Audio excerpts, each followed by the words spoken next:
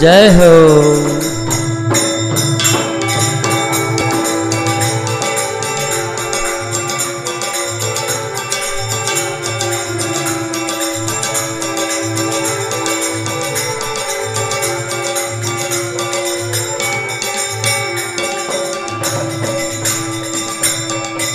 भला मैं और कहाँ जाता,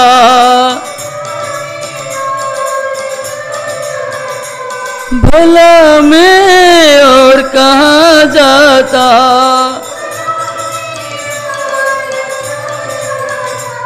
अगर तुम साथ ना देती,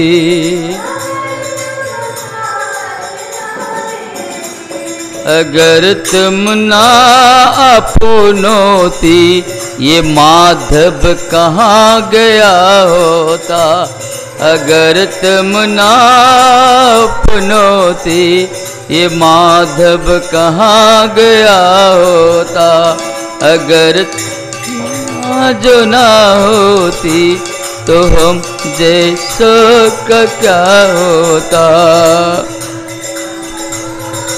जय हो।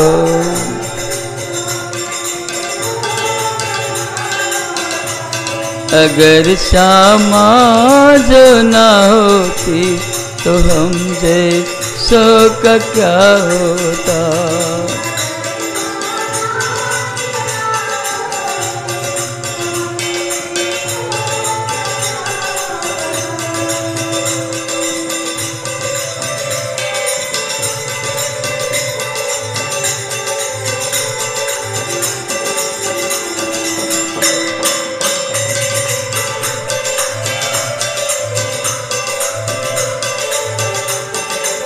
जय हो बरसाने वाले।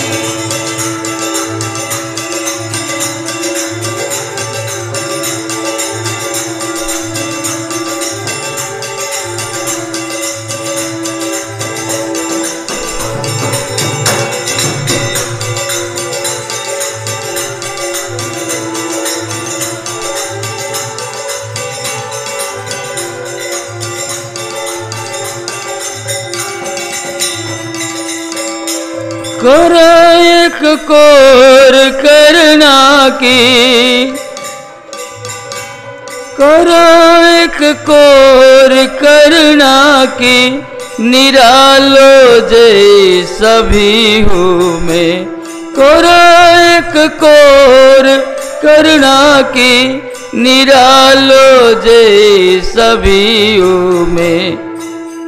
शरण में आता ना तेरी, शरण में आता ना तेरी, अगर विश्वास ना होता। शरण में आता ना तेरी, अगर विश्वास ना होता, अगर समाज ना होती तो हम जैसों का क्या होता।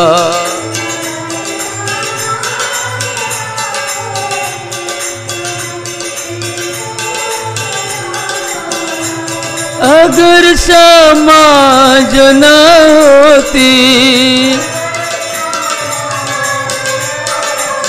अगर समाज न होती, तो हम जैसों का क्या होता। हे स्वामिनी, अगर समाज ना होती तो हम जैसों का क्या होता।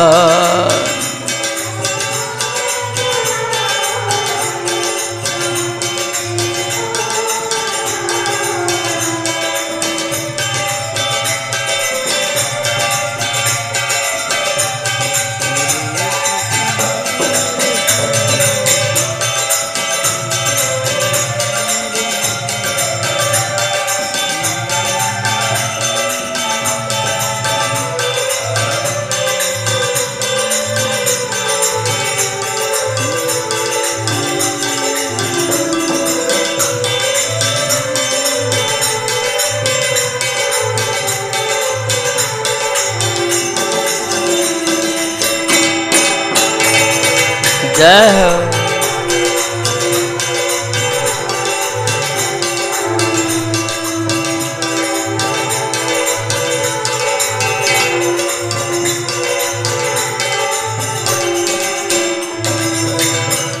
हरे कृष्ण कृष्ण कृष्ण हरे हरे, हरे राम राम राम हरे हरे।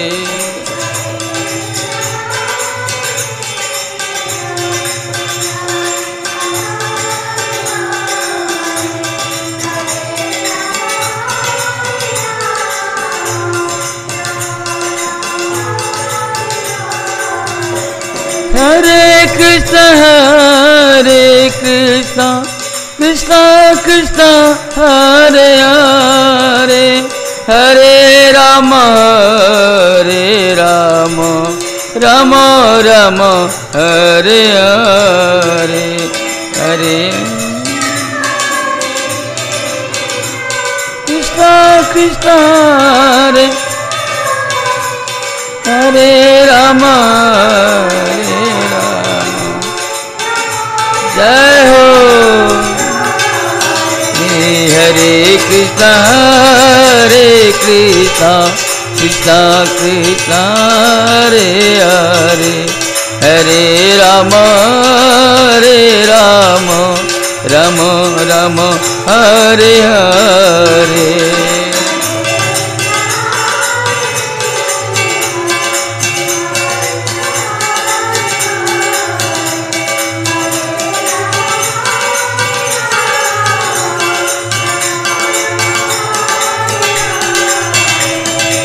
जय गुरुदेव शिल गुरुदेव, जय प्रभुपाद शिल प्रभुपाद।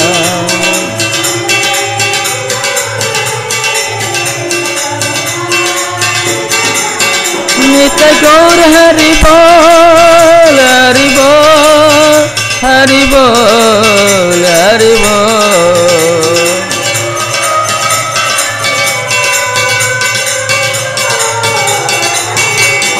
गौर हरि बोल हरि बोल हरि बोल हरि बोल।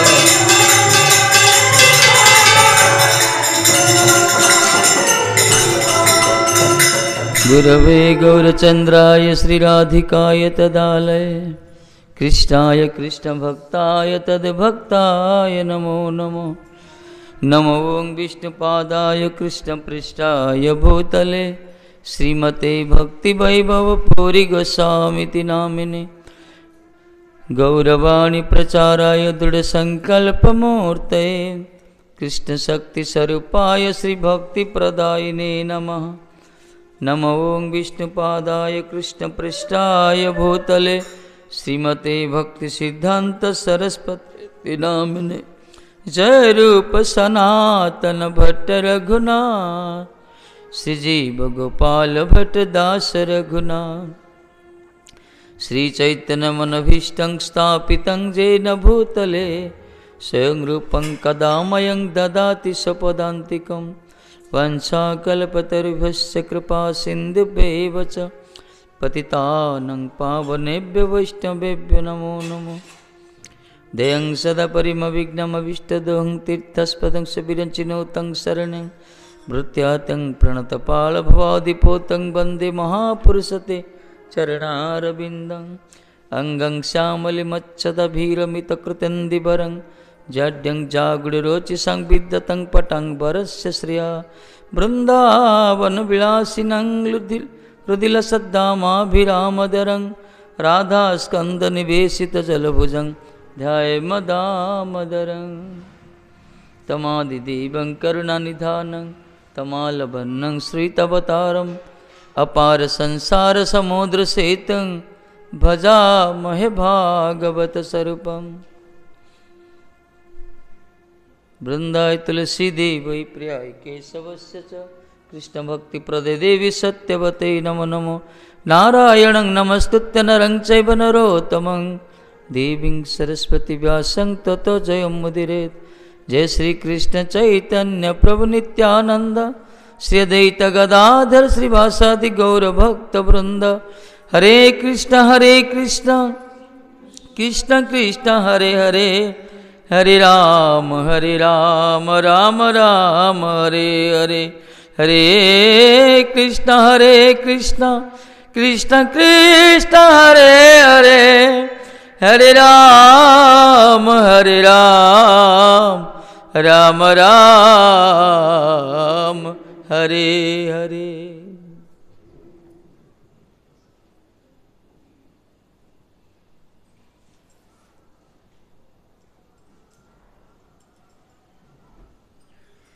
श्री राधे।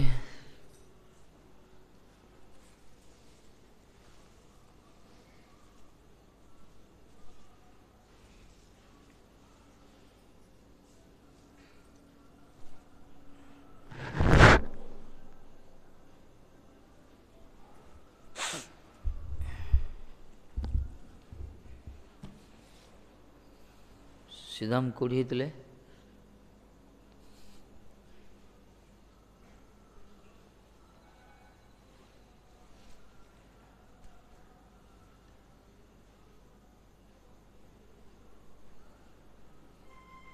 को जल्दी कोड़ी दिल कमरा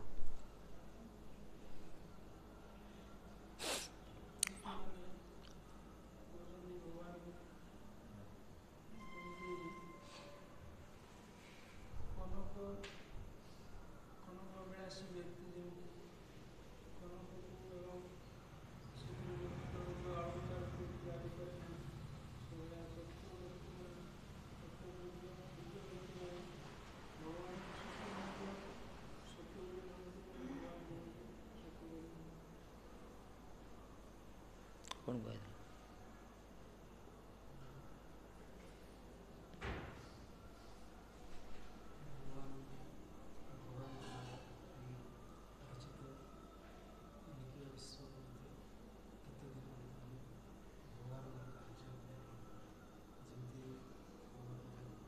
पट्टू कौन टे साउंड ना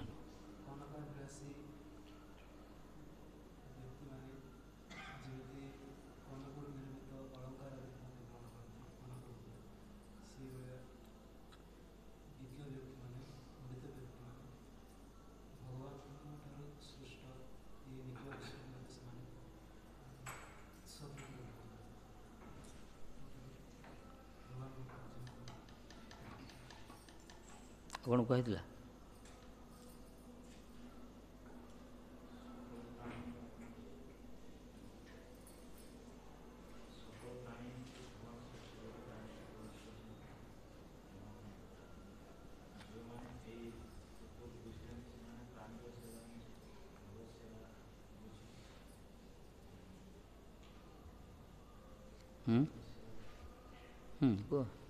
कहला गोटे तुम जो कहल पूर्वी श्लोक एटा पर किसी आलोचना होता को सकल प्राणी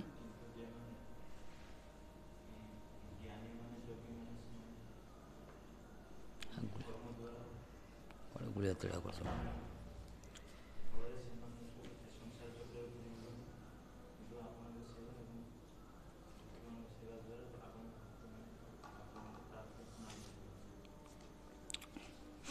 कथा कहला श्लोकटा सर ना बोधे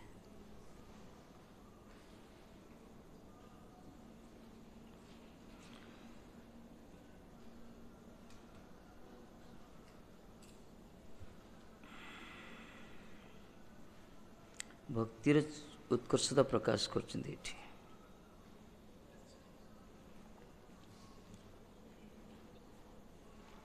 माने भगवान को भक्त भगवत प्राप्ति पाई भक्ति एकमात्र समर्थ इस श्लोक कहला।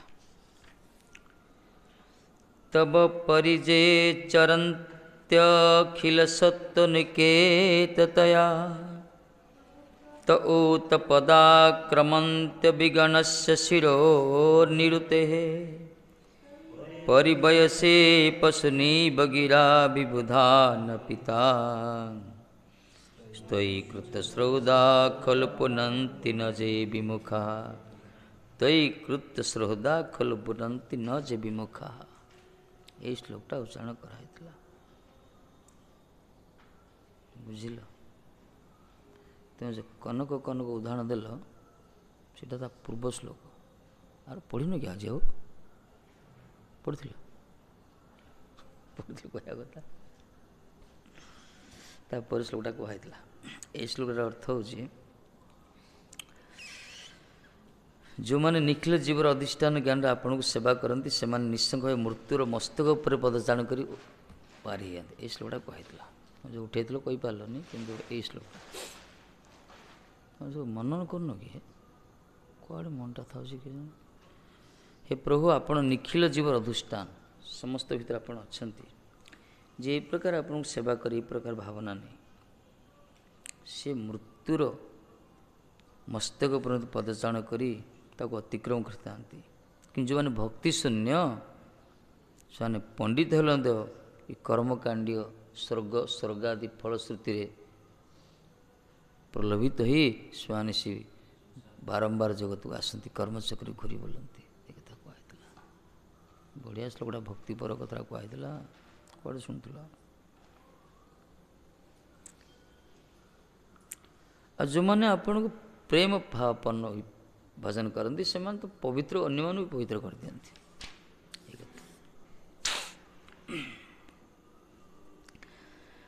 भगवान को कौन सी रसयुक्त संबंधीभूत है कि जे प्रेम भावपन्न ही भजन करियो से महात्मा अन्य को पवित्र कर दिखती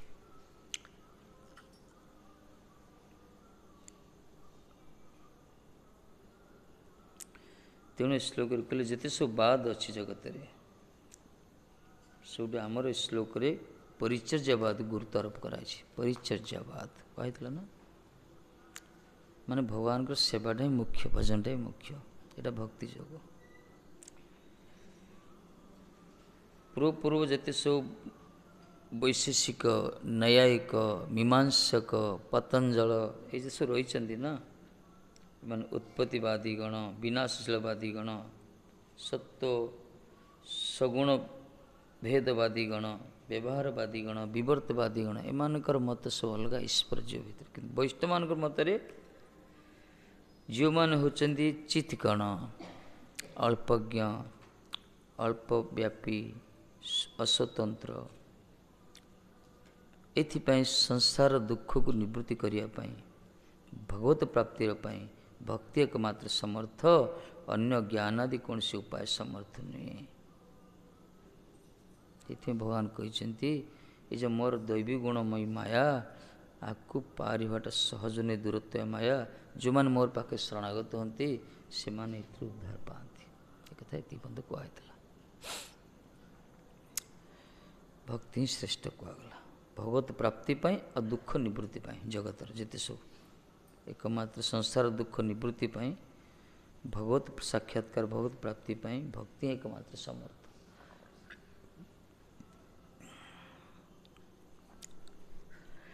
आम एकमात्र भक्ति द्वारा ग्राह्य भक्त्या हम ग्राह्य भक्ति द्वारा ही भगवान ग्राह्य आपको द्वारा नहीं मान भक्ति द्वारा जानी हो ग्रहण करियो यह हो श्री भगवान को भक्ति हेतु तार भक्ति ही ताके पाइबार उपाय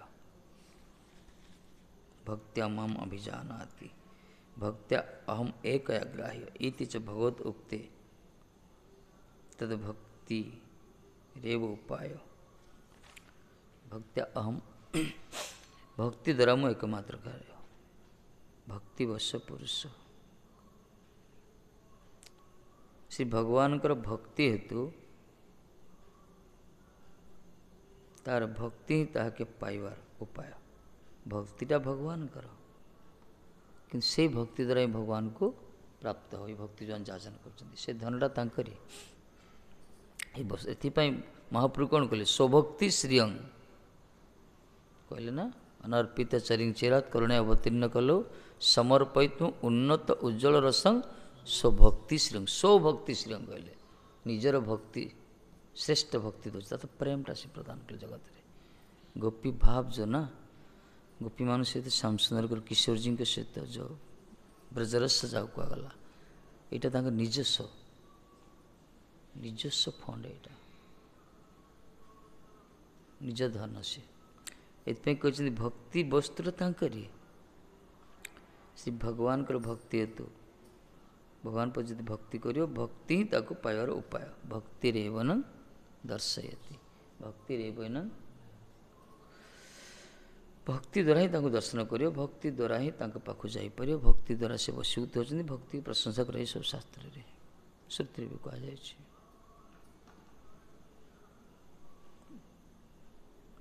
ताको पाइबार एकमात्र मार्ग भक्ति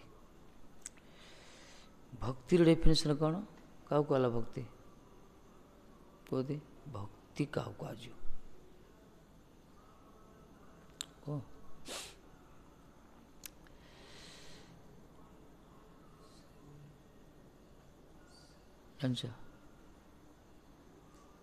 केते थर कहुई ओडिया कह श्लोक उच्चारण हो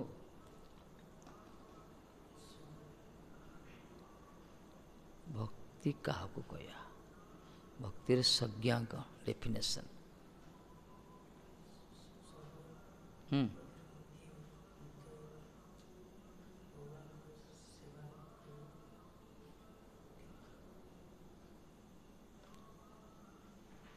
सब उपाधि मुक्त होकर निर्मल हो इंद्रिय द्वारा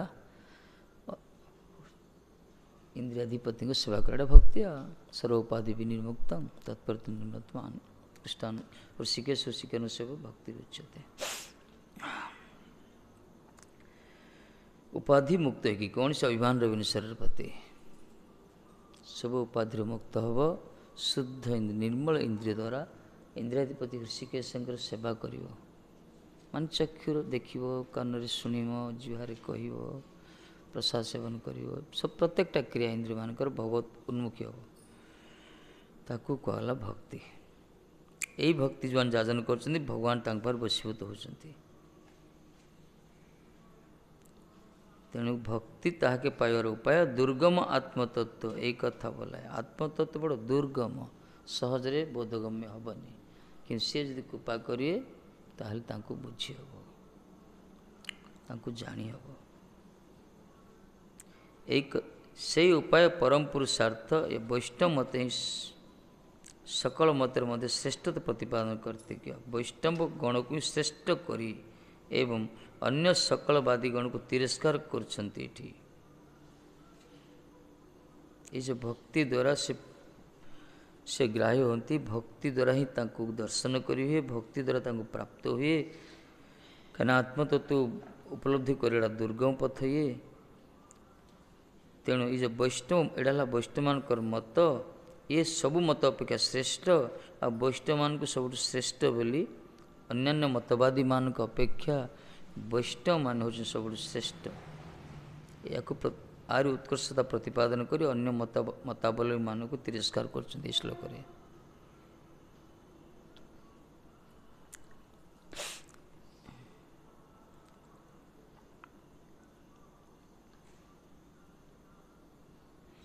निजको जो माने अपना के जहारा परिचर्या करें छंदसी वेदे व्यवहिता च ए सूत्र बोले कौन सूत्र जत जार व्यवधान दोष नहीं अखिल लोकर सत्य तो ही निकेत अर्थात आश्रय जो मान कर जार से अखिल तत्व निकेत तार भाव ता द्वारा उपलक्षित सत्य ये विश्व सूचन करती ये माधवाचार्य भाषा प्रमाणित श्रुति माधवाचार्य कहते अखिल सत्व निकेत निकेत माने कौन आश्रय स्थल निकेतन जाओ कहला संपूर्ण सत्यर जे आश्रय तल माने आश्रय जार सी अखिल सत्य निकेत जगत रे जेते सत्यता रही सबु सत्यर एकमात्र आश्रय तत्व से ना भी गोटे सत्य तस्मात् सत्य गोविंद ना गोटे सत्य सत्य कृष्ण प्रतिष्ठित कृष्ण ठारे सत्य प्रतिष्ठित सत्यर सत्य हो सी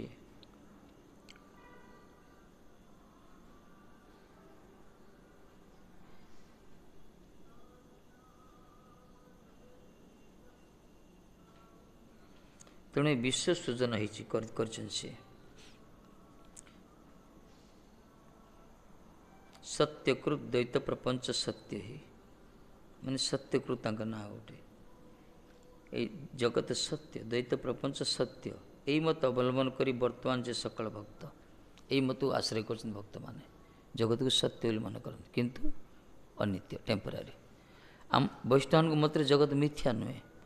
ଜଗତ ଯଦି ମିଥ୍ୟା ହେଇଯିବ, ଭଗବାନଙ୍କର କ୍ରିୟାଟା ମିଥ୍ୟା ହେଇଗଲା, ଭଗବାନଙ୍କ ଶକ୍ତି ମିଥ୍ୟା। ଶକ୍ତି ଯଦି ମିଥ୍ୟା, ଶକ୍ତିମାନ ମିଥ୍ୟା ହେଇଯିବେ। ଯେଉଁମାନେ ଜଗତ ମିଥ୍ୟା କହୁଛନ୍ତି ସେଟା ନିର୍ବିଶେଷବାଦ। ଭଗବାନଙ୍କ ସ୍ୱରୂପକୁ ସେମାନେ ଗ୍ରହଣ କରନ୍ତି। ଯେତେ ସବୁ ବାଦରେ ସବୁ ଭଗବାନଙ୍କୁ ବିଶ୍ୱାସ କରନ୍ତିନି, ମାନେ ଭଗବାନଙ୍କ ସ୍ୱରୂପ। କିଏ କହୁଛି ମନରୁ, କିଏ କହୁଛି ପ୍ରକୃତିରୁ ତିଆରି, କିଏ କ'ଣ କହୁଛନ୍ତି ଆଉ। ତେଣୁ ଏଇ ହେଉଛି ଭକ୍ତମାନଙ୍କର ମତ। ଜଗତ ସୃଷ୍ଟି ହେଇଛି ଦ୍ୱୈତ ପ୍ରପଞ୍ଚ। ଏଠି ସବୁ ଦ୍ୱୈତ ରହିଛି, ସବୁ ସୁଖ ଦୁଃଖ, ଦିନ ରାତି, ଭଲ ମନ୍ଦ, ପୁରୁଷ ସ୍ତ୍ରୀ, ସବୁ ଯା ଦ୍ୱୈତ, ଏଠି ସବୁ ବିପରୀତ ସବୁ। ଏ ଜଗତ ସୃଷ୍ଟି ହେଇଛି, ସୃଷ୍ଟି ଆର ପ୍ରଳୟ, ଏ ସତ୍ୟ।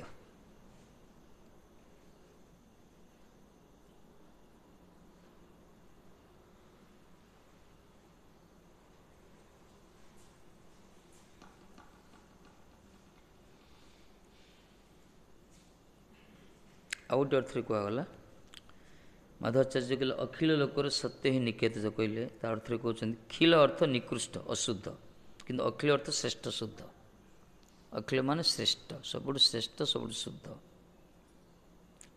ଯେ ସତ୍ୟ ତାହା ହିଁ ନିକେତ, ବୈକୁଣ୍ଠାଦି ଧାମ ଯାହାର। ଯାହାର ନିକେତ ମାନେ ଯାହାର ବାସସ୍ଥାନ ହେଉଛି, ଘର ହେଉଛି, ଧାମ ହେଉଛି ବୈକୁଣ୍ଠ। ବୈକୁଣ୍ଠ ଯିଏ ରୁହନ୍ତି କିଏ? ଯେ ଶ୍ରେଷ୍ଠ ଶୁଦ୍ଧ ସତ୍ୟ, ଯିଏ ସେଇ ତାହାର ଦ୍ୱାରା ଉପଲକ୍ଷିତ ଆପଣଙ୍କୁ, ସେଇ ସତ୍ୟ ଦ୍ୱାରା ଆପଣ ଉପଲକ୍ଷିତ ହୁଏ, ଜାଣି ହୁଏ। ତାହାରି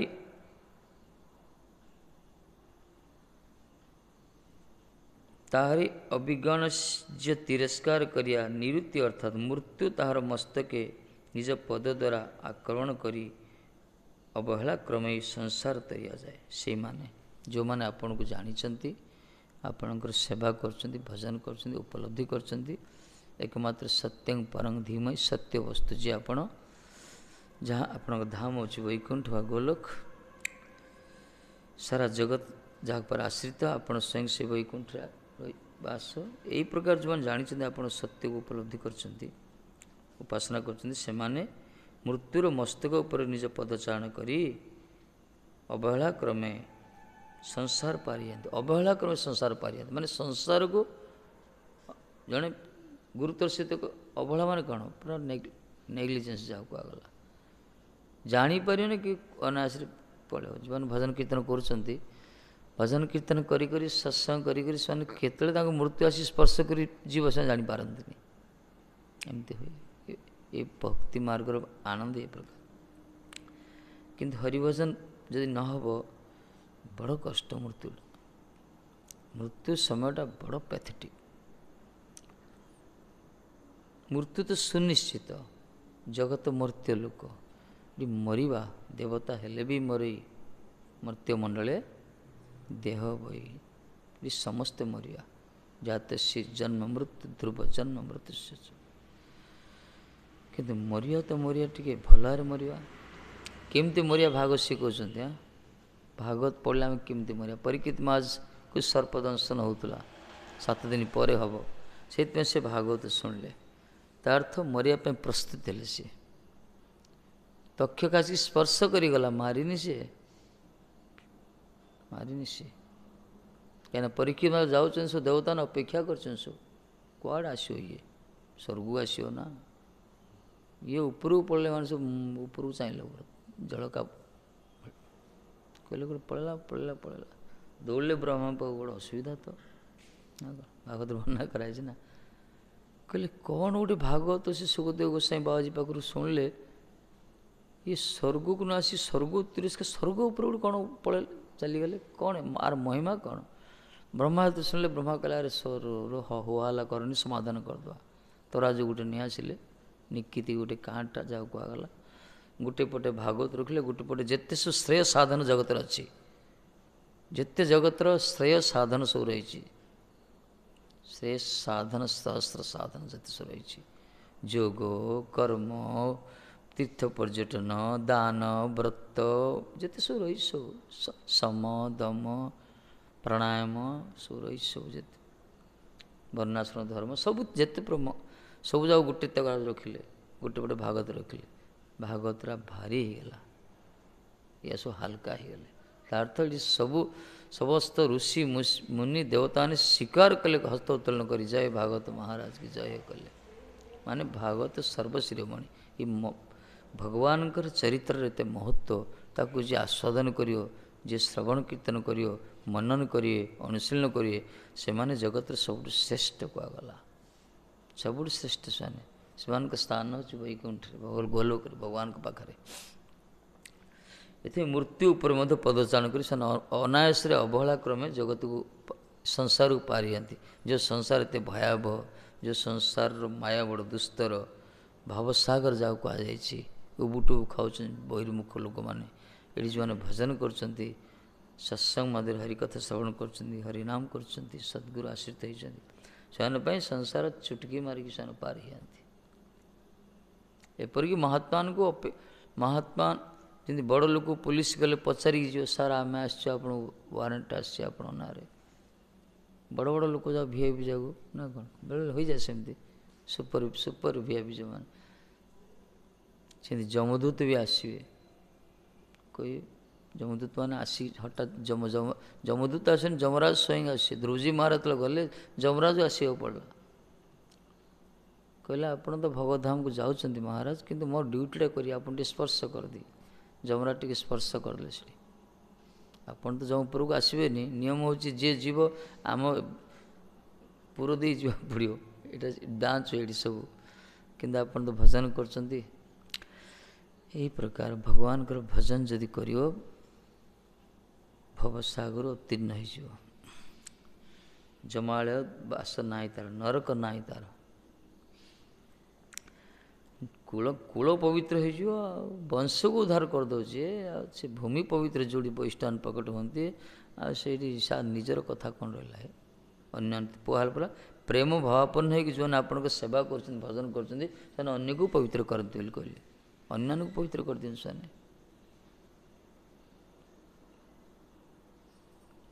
ତେଣୁ ଏଇ ସଂସାର ଅବହେଳା କ୍ରମେ ସଂସାର ତରି ଯାଆନ୍ତି। ସଂସାର ତରିଆଟା କ'ଣ ସହଜ କି? ସଂସାର ତରିଆଟା ଏତେ ସହଜ ନୁହେଁ। ସଂସାର ସାଗରରେ ସମସ୍ତେ ଡୁବିଛୁ ଆମେ, ତମାମ ଦୁନିଆ ସାଗର ଭିତରେ ଡୁବିଛୁ ପୁରା। ଏଇ ତ ପରୀକ୍ଷା, ଉବୁଟୁବୁ ଖାଉଛେ।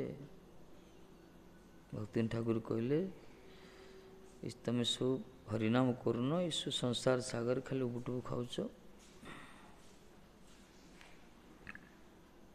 ଇচ্ছে ମାୟାରେ ବସେ, ଯାଛ ବେଶେ, ଖାଚ ହାବୁ ଡୁବୁ ଭାଇ। କହିଲେ ନା, ମାୟା ଦ୍ୱାରା ବସିବୁ ଦେଇକି ଭାସୁଛ ପୁରା, ମିଛ ମାୟାରେ ପଡ଼ିକିରି ଯାଛ ଭେସେ, ଭାସୁଛ ସାଗରରେ, ଭବ ସାଗରରେ। ଉବୁଟୁ ହେଉଛ ଏଠି। ଉବୁଟୁ ମାନେ କ'ଣ? କେତେବେଳେ ଟିକେ ଉଠିଗଲେ ଟିକେ ଖୁସି ହେଇଯାଉଛ, ପାଣି ତ ଡୁବୁଥିଲା, ଉଠିଗଲା ଟିକେ ନିଶ୍ୱାସ ନେଇଗଲ, ଖୁସି ହେଇଗଲ, ଡୁବିଗଲେ କାନ୍ଦୁଛ। ଟିକେ କିଛି ସୁଖ ମିଳିଗଲା, ଇନ୍ଦ୍ରିୟ ସୁଖ, କିଛି ଗୋଟେ ଭୌତିକ ସୁଖ ମିଳିଗଲା, ଉନ୍ନତି ଲାଭ ହେଇଗଲା, ଟିକେ ଆନନ୍ଦ ପାଉଛ। ଆଉ ଯଦି କିଛି ଦୁଃଖ ହେଇଗଲା, ଟିକେ ମୁହଁଟା ତଳୁ କରି କାନ୍ଦି ପକାଉଛ। ଏଇ ହସ ଦୁଃଖର ଦୁନିଆ ଯାହା କୁହାଗଲା, ଉବୁଟୁବୁ ହେଉଛ ସଂସାରରେ, ମିଛ ମାୟାରେ ପଡ଼ିଛ ଏଠି। ତେଣୁ ରାଧାକୃଷ୍ଣ ବୋଲ ବୋଲ ବୋଲରେ ସବାଇ, ଭକ୍ତି ବିନୋଦ ବୋଲେ। ଭକ୍ତି ବିନୋଦ କହୁଛନ୍ତି, ଯାଏ ସକଲ ବିପଦ କହେ ଭକ୍ତି ବିନୋଦ। ସବୁ ବିପଦ ଦୂର ହେଇଯିବ ଯେ ତାଙ୍କୁ ସ୍ମରଣ କରିବ, ଭଗବାନଙ୍କର ଭଜନ କରିବ।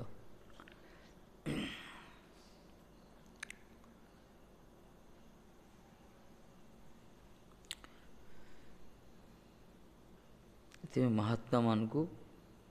ମହାତ୍ମାଙ୍କ ଇଚ୍ଛାରେ ମୃତ୍ୟୁ ହୁଏ। ପରମ ପୂଜ୍ୟପାଦ ବନ୍ଦଦେବ ଗୋସ୍ୱାମୀ ମହାରାଜ ନା ପଢ଼ିଥିଲେ, ସେଦିନ ପଳେଇ ଅପ୍ରକଟ ହେଇଥାନ୍ତେ।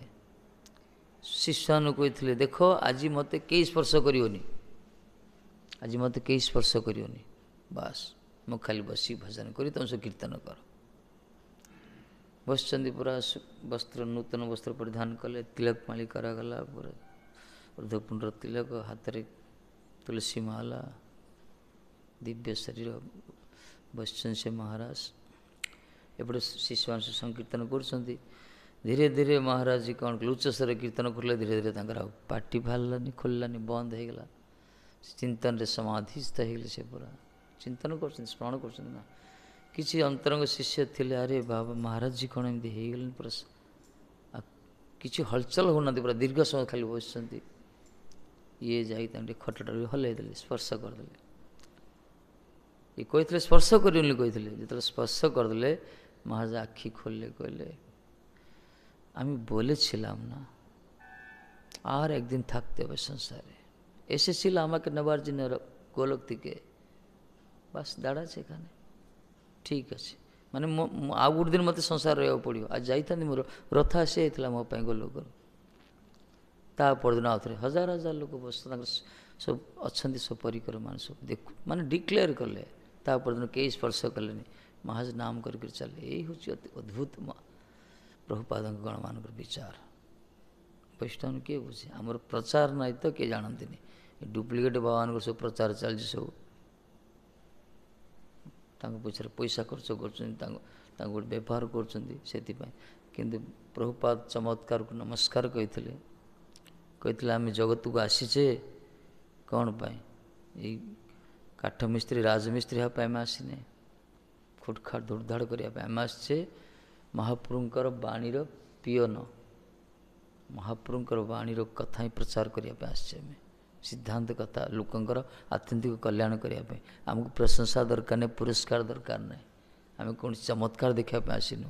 प्रभुपाद बाणी चाहिए के वैष्णव केते चमत्कार देखा प्रत्येक जीवन देखो वैष्णव जीवन में बहुत बहुत चमत्कार देखा। गुरु महाराज चमत्कार देखते पूरा नदीर बन्या जल तरंग कमीगला से राजमंदिर कथा महाराज कहुई हठात पड़ा आसिले वैष्णव मान पूरा 100 खंड वैष्णव ना के आसिले कौन गोटे राजमंदिर ना वृंदावन कौन पूज्यपाद गोविंद महाराज थे राजमंदिर कथा सब प्रसाद दिगला। महाराज कहते क्षीरीटा दौन है, क्षीरी से दिन कम होदिन कम हो बहुत गुड़ाए वैष्णव वैष्णव जी वैष्णव अच्छा क्षीरी दि जापर प्राय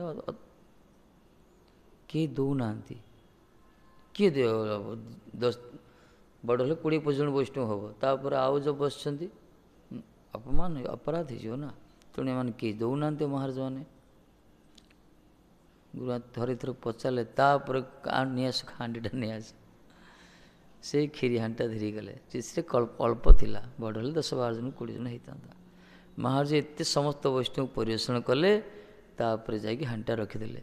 एम सब अपेक्षा कर पचर सब बड़ आमर सीनियर महाजन गोविंद महाराज विष्णु महाराज गोविंद महाराज जिते सब अच्छे सब केशव महाराज आदि कौन हम कौन ना सब धड़धड़ छाती धड़धड़ कहीं सरीज अल्प 10 लोग देते सरीज कि महाराज समति परिवेषण करदे तापर हांडी देखले सब वैष्णव गले तापर एम सब मठुआ से बसिले नहीं आस क्षीरी नहीं आस देखल जी क्षीरी से क्षीरी अच्छी ये हूँ चमत्कार ये हूँ गौड़ीय वैष्णव अद्भुत शक्ति मान प्रकाश करते महाराज मैंने प्रत्येक जीवन में प्राय महात्मा को चमत्कार था कि प्रकाश होनी अन्य माइक लगे केते कौन कहते कथा सब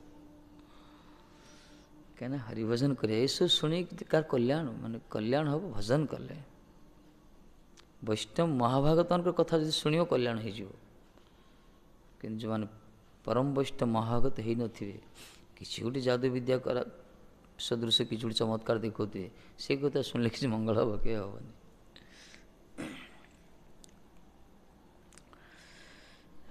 ये भजन मार्ग एक प्रकार संसार अवहेला क्रम पारी जदि बोले पूर्ववादी माने श्रुति उक्त ज्ञानादि उपाय द्वारा संसार तरी जाती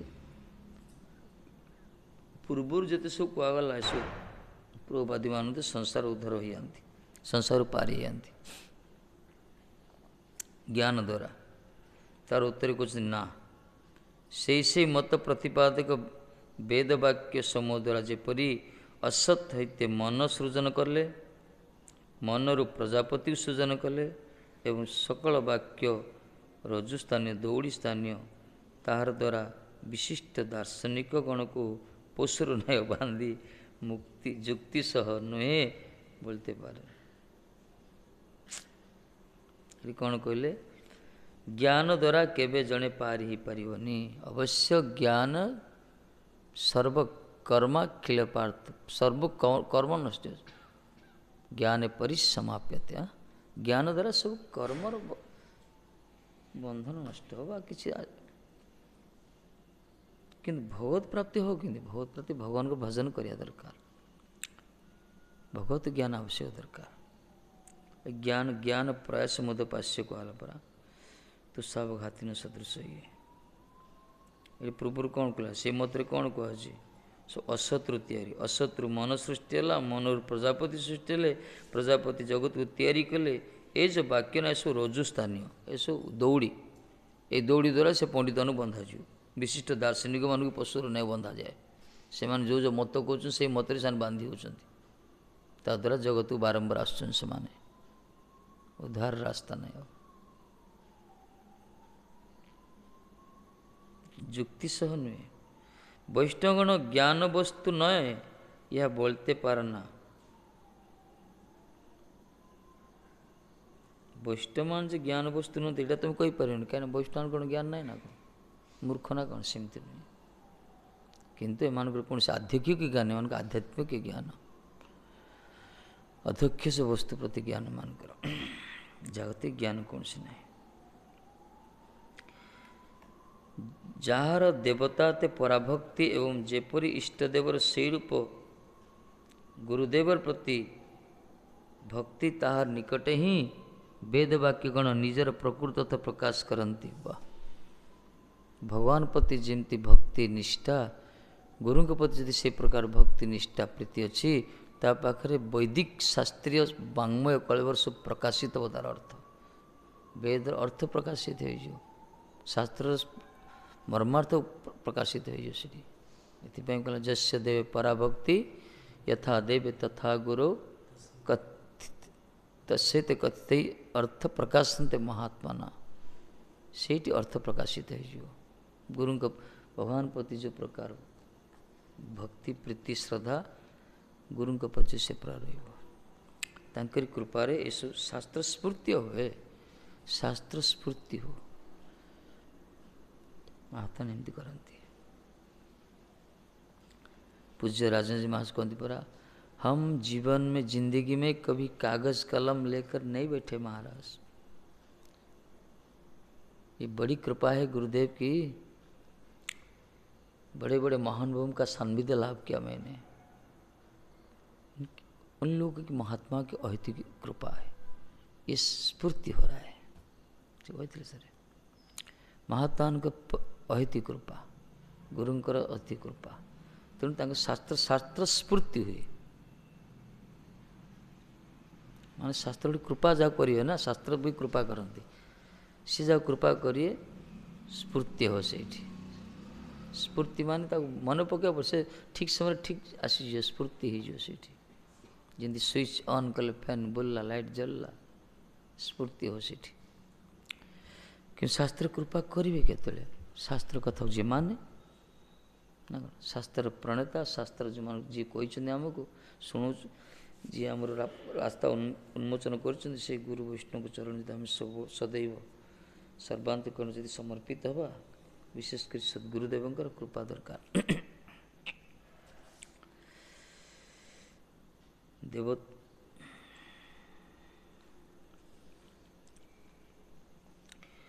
जो माने देवतार पराभक्ति एवं जेपरी इष्टदेवर से गुरुदेव प्रति भक्ति वेदवाक्यगण निजर प्रकृत प्रकाश करती नले यही प्रकार भक्ति जो मान नथिबो महत्पुरुष प्रति गुरु के प्रति से माने तांकर बुद्धि द्वारा किसी श्लोक मन रखी पारती किसी कहीदे पारती पेंडाल रे ताको तर्जमा भी कर पारती विद्युत सेवार उपस्थापन कर पारती जुक्ति जुक्ति जुक्ति भी कर पारती किंतु अनुभव कर पारनी से तार प्रकृत अर्थ प्रकाशित होनी सब अलग अलग अर्थ हो सब ବାସ୍ତବ ଅର୍ଥ ପ୍ରକାଶିତ ହେବନି। ଜଣେ ଶ୍ଲୋକର ଅର୍ଥ ନ ଜାଣୁ, କିଛି ପାଠଶାଠ ନ ପଢ଼ିଥାଉ, ଯଦି ପ୍ରକୃତିରେ ସଦ୍ଗୁରୁଙ୍କର ନିର୍ଦ୍ଦେଶରେ ତା ଜୀବନକୁ ପରିଚାଳିତ କରୁଥିବ, ହରିଭଜନ ପାରାୟଣ ହେଇଥିବ, ସିଏ ଯେଉଁ ଅନୁଭବ କରିବ ନା, ସେ ମହାତ୍ମା ବଡ଼ ବଡ଼ ବିଦ୍ୱାନମାନ ତ ପଢ଼ି ସେ ଅନୁଭବ କରିପାରିବନି। ତାଙ୍କ ହୃଦୟ ଭିତରେ ଯେଉଁ ଭଗବାନ ପ୍ରତି ଯେଉଁ ଅନୁଭବ ଆସିବ, ଶ୍ରୀକୃଷ୍ଣ ପ୍ରତି, ଭଲେ ସେ ଶ୍ରୀକୃଷ୍ଣ ମିଶିକି ପଦଟି ନ କହିପାରୁ, ଅଲଗା କଥା, ଯେ ତାଙ୍କର ଯଦି ଅନୁଭବ ହେବ, ସେ ଅନୁଭବଟା ବଡ଼ ବଡ଼ ବିଦ୍ୱାନମାନ ପାଖରେ ମଧ୍ୟ ହେବନି। କାହିଁକିନା ସେଠି ହୃଦୟରେ ସେ ସତ ପ୍ରକାଶିତ ସେ ଅର୍ଥ ସବୁ ଅନୁଭବ ଆସିଯିବ। ସେମିତି ସେମାନେ ନିଜ ଭାଷାରେ ସେମାନେ ବର୍ଣ୍ଣନା କରିବେ, ଯେଉଁଟାକି ସିଦ୍ଧାନ୍ତ ହେଇଥିବ। ସେଥିରେ ଶ୍ଲୋକ ନଥାଇପାରେ, ପାୟ ନଥାଇପାରେ, କିନ୍ତୁ ଯେଉଁ ସରଳ ଭାବରେ କହିଥିବେ ସେଟା ସିଦ୍ଧାନ୍ତ ହେଇଥିବ। ଏମିତି ହେଉଛି।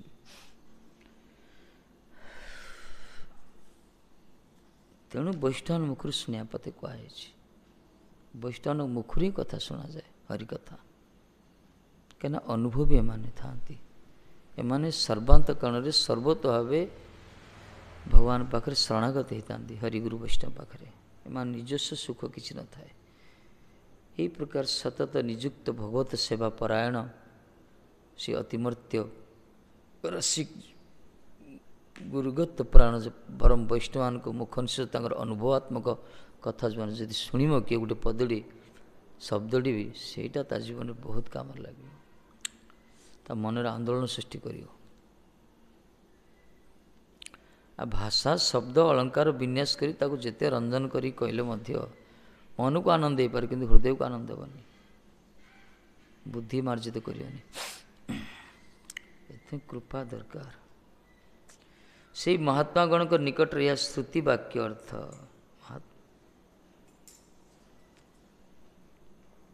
ସେଇ ମହାତ୍ମାଙ୍କ ନିକଟରେ ଏହା ଶ୍ରୁତି ବାକ୍ୟ।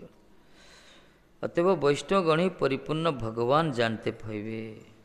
ଜ୍ଞାନବାନ ବୈଷ୍ଣବ ମାନେ ପରିପୂର୍ଣ୍ଣ ଜ୍ଞାନବାନ ପୂର୍ଣ୍ଣ ରୂପରେ। କାହିଁକିନା ସେମାନେ ଜଗତର ମୂଳ ପୁରୁଷ ଯିଏ, ମୂଳ ତତ୍ତ୍ୱ ଯିଏ, ତାଙ୍କୁ ଜାଣନ୍ତି। ଏମାନେ ଶ୍ରୀକୃଷ୍ଣଙ୍କୁ, ଭଗବାନଙ୍କୁ ଜାଣନ୍ତି। ଏଥିପାଇଁ ବୈଷ୍ଣବ ମାନେ ପ୍ରକୃତ ଜ୍ଞାନବାନ। ହଁ, ନଣ୍ଡା ମୁଣ୍ଡ ହେଇଛନ୍ତି, ଚୁପଚାପ ବସୁଛନ୍ତି, ଭିକ ଟିକେ ମାଗୁଛନ୍ତି ବୋଲି ଯଦି ଭାବିଦେବ କିଛି ଜାଣିନାହାନ୍ତି, ଯଦି ଥରେ କଥା ପଡ଼ିବ ନା, ଜାଣିପାରିବ ବୈଷ୍ଣବ କେଉଁ ପ୍ରକାର। ପ୍ରକୃତ ବୈଷ୍ଣବ ସହିତ ଯଦି କଥାବାର୍ତ୍ତା ହେବ, କଥୋପକଥନ ହେବ, ସେମାନେ ଯେ ଜ୍ଞାନରେ କେତେ ଗଭୀରତା ଭିତରେ ଅଛନ୍ତି, ତାଙ୍କର ଯେ ଅନୁଭବ କଥା ସେମାନେ କୁହନ୍ତି, ତା ପାଖରେ ଦୁନିଆର ଯେତେ ସବୁ ଆଧିକିକ ଜ୍ଞାନବାଦୀମାନେ ସେ ନତମସ୍ତକ ହେଉଛନ୍ତି। ଏଥିପାଇଁ ଆମର ବୈଷ୍ଣବ କାହା ସହିତ ଯୁକ୍ତି କରନ୍ତିନି। ଅନ୍ୟ କେଉଁ ସଭା ଭିତରେ ମାନେ ପ୍ରବେଶ କରନ୍ତିନି, କିଏ କ'ଣ ଡାକିଲେ ମଧ୍ୟ।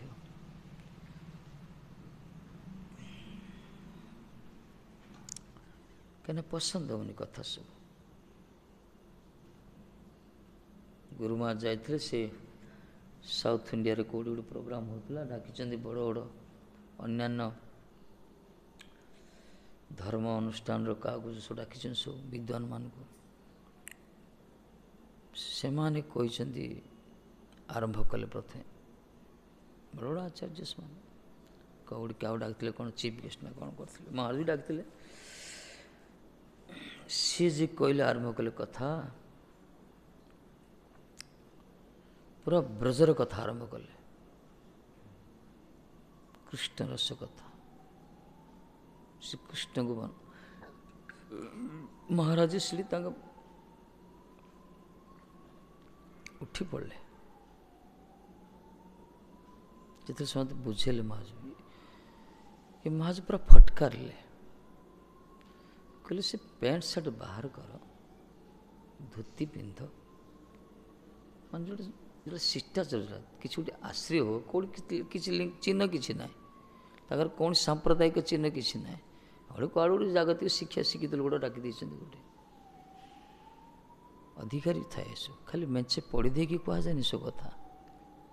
ବହୁତ ବହି ମାର୍କେଟରେ ମିଳୁଛି, ବହୁତ ଷ୍ଟଲରେ ଲାଇବ୍ରେରୀରେ ମିଳୁଛି, ତାକୁ ଆଣି ପଢ଼ିଦେବ, ଖାଲି ବର୍ଣ୍ଣନା କରିଦେବ, ଏଥିରେ କିଛି ଲାଭ ନାହିଁ। ସେଥିରେ ନିଜେ ଆଚରଣବାନ ହୁଅ, ଆଚାରବାନ ହୁଅ, ଆଶ୍ରିତ ହୁଅ, ନିଜେ ସଂସ୍କାର ହୁଅ, ତାପରେ କୁହ। ମହାରାଜ ଗାଳି କଲେ ସେ ସଂସ୍ଥାର ମୁଖ୍ୟ, କାହିଁକି ଡାକୁଛୁ, ସେମାନେ ଡାକୁଛୁ, ଆମକୁ କାହିଁକି ଡାକୁଛୁ?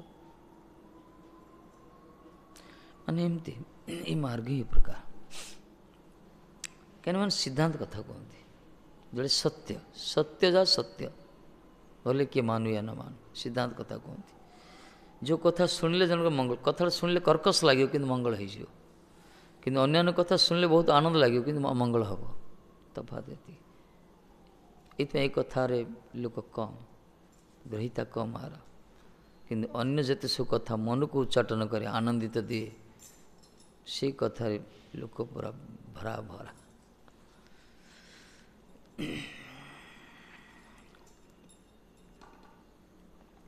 ଏଥିପାଇଁ ବୈଷ୍ଣବ ପରମ ଜ୍ଞାନୀ ଥାନ୍ତି, ପରିପୂର୍ଣ୍ଣ ଜ୍ଞାନ, କାହିଁକିନା ପରିପୂର୍ଣ୍ଣ ତତ୍ତ୍ୱ ବିଷୟରେ ଜାଣିଥାନ୍ତି।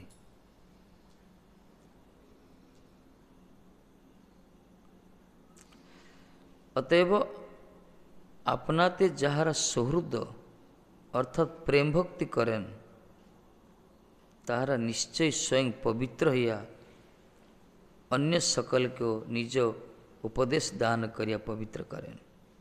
ତେଣୁ ହେ ମହାରାଜ, ହେ ପ୍ରଭୁ, ଆପଣଙ୍କ ପ୍ରତି ଯେଉଁମାନେ ସୌହୃଦ ମାନେ ପ୍ରେମ ଭକ୍ତି କରନ୍ତି, ଆପଣଙ୍କ ପ୍ରତି ଯେଉଁମାନେ ପ୍ରେମ ଭକ୍ତି କରନ୍ତି, ଭକ୍ତି କିନ୍ତୁ ପ୍ରେମ ଭକ୍ତି, ମିଶ୍ର ଭକ୍ତି ନୁହେଁ, ଜ୍ଞାନ ମିଶ୍ର ନୁହେଁ, କର୍ମ ମିଶ୍ର ନୁହେଁ, ଅନ୍ୟ କୌଣସି ପ୍ରେମ ଭକ୍ତି ଯେଉଁମାନେ କରନ୍ତି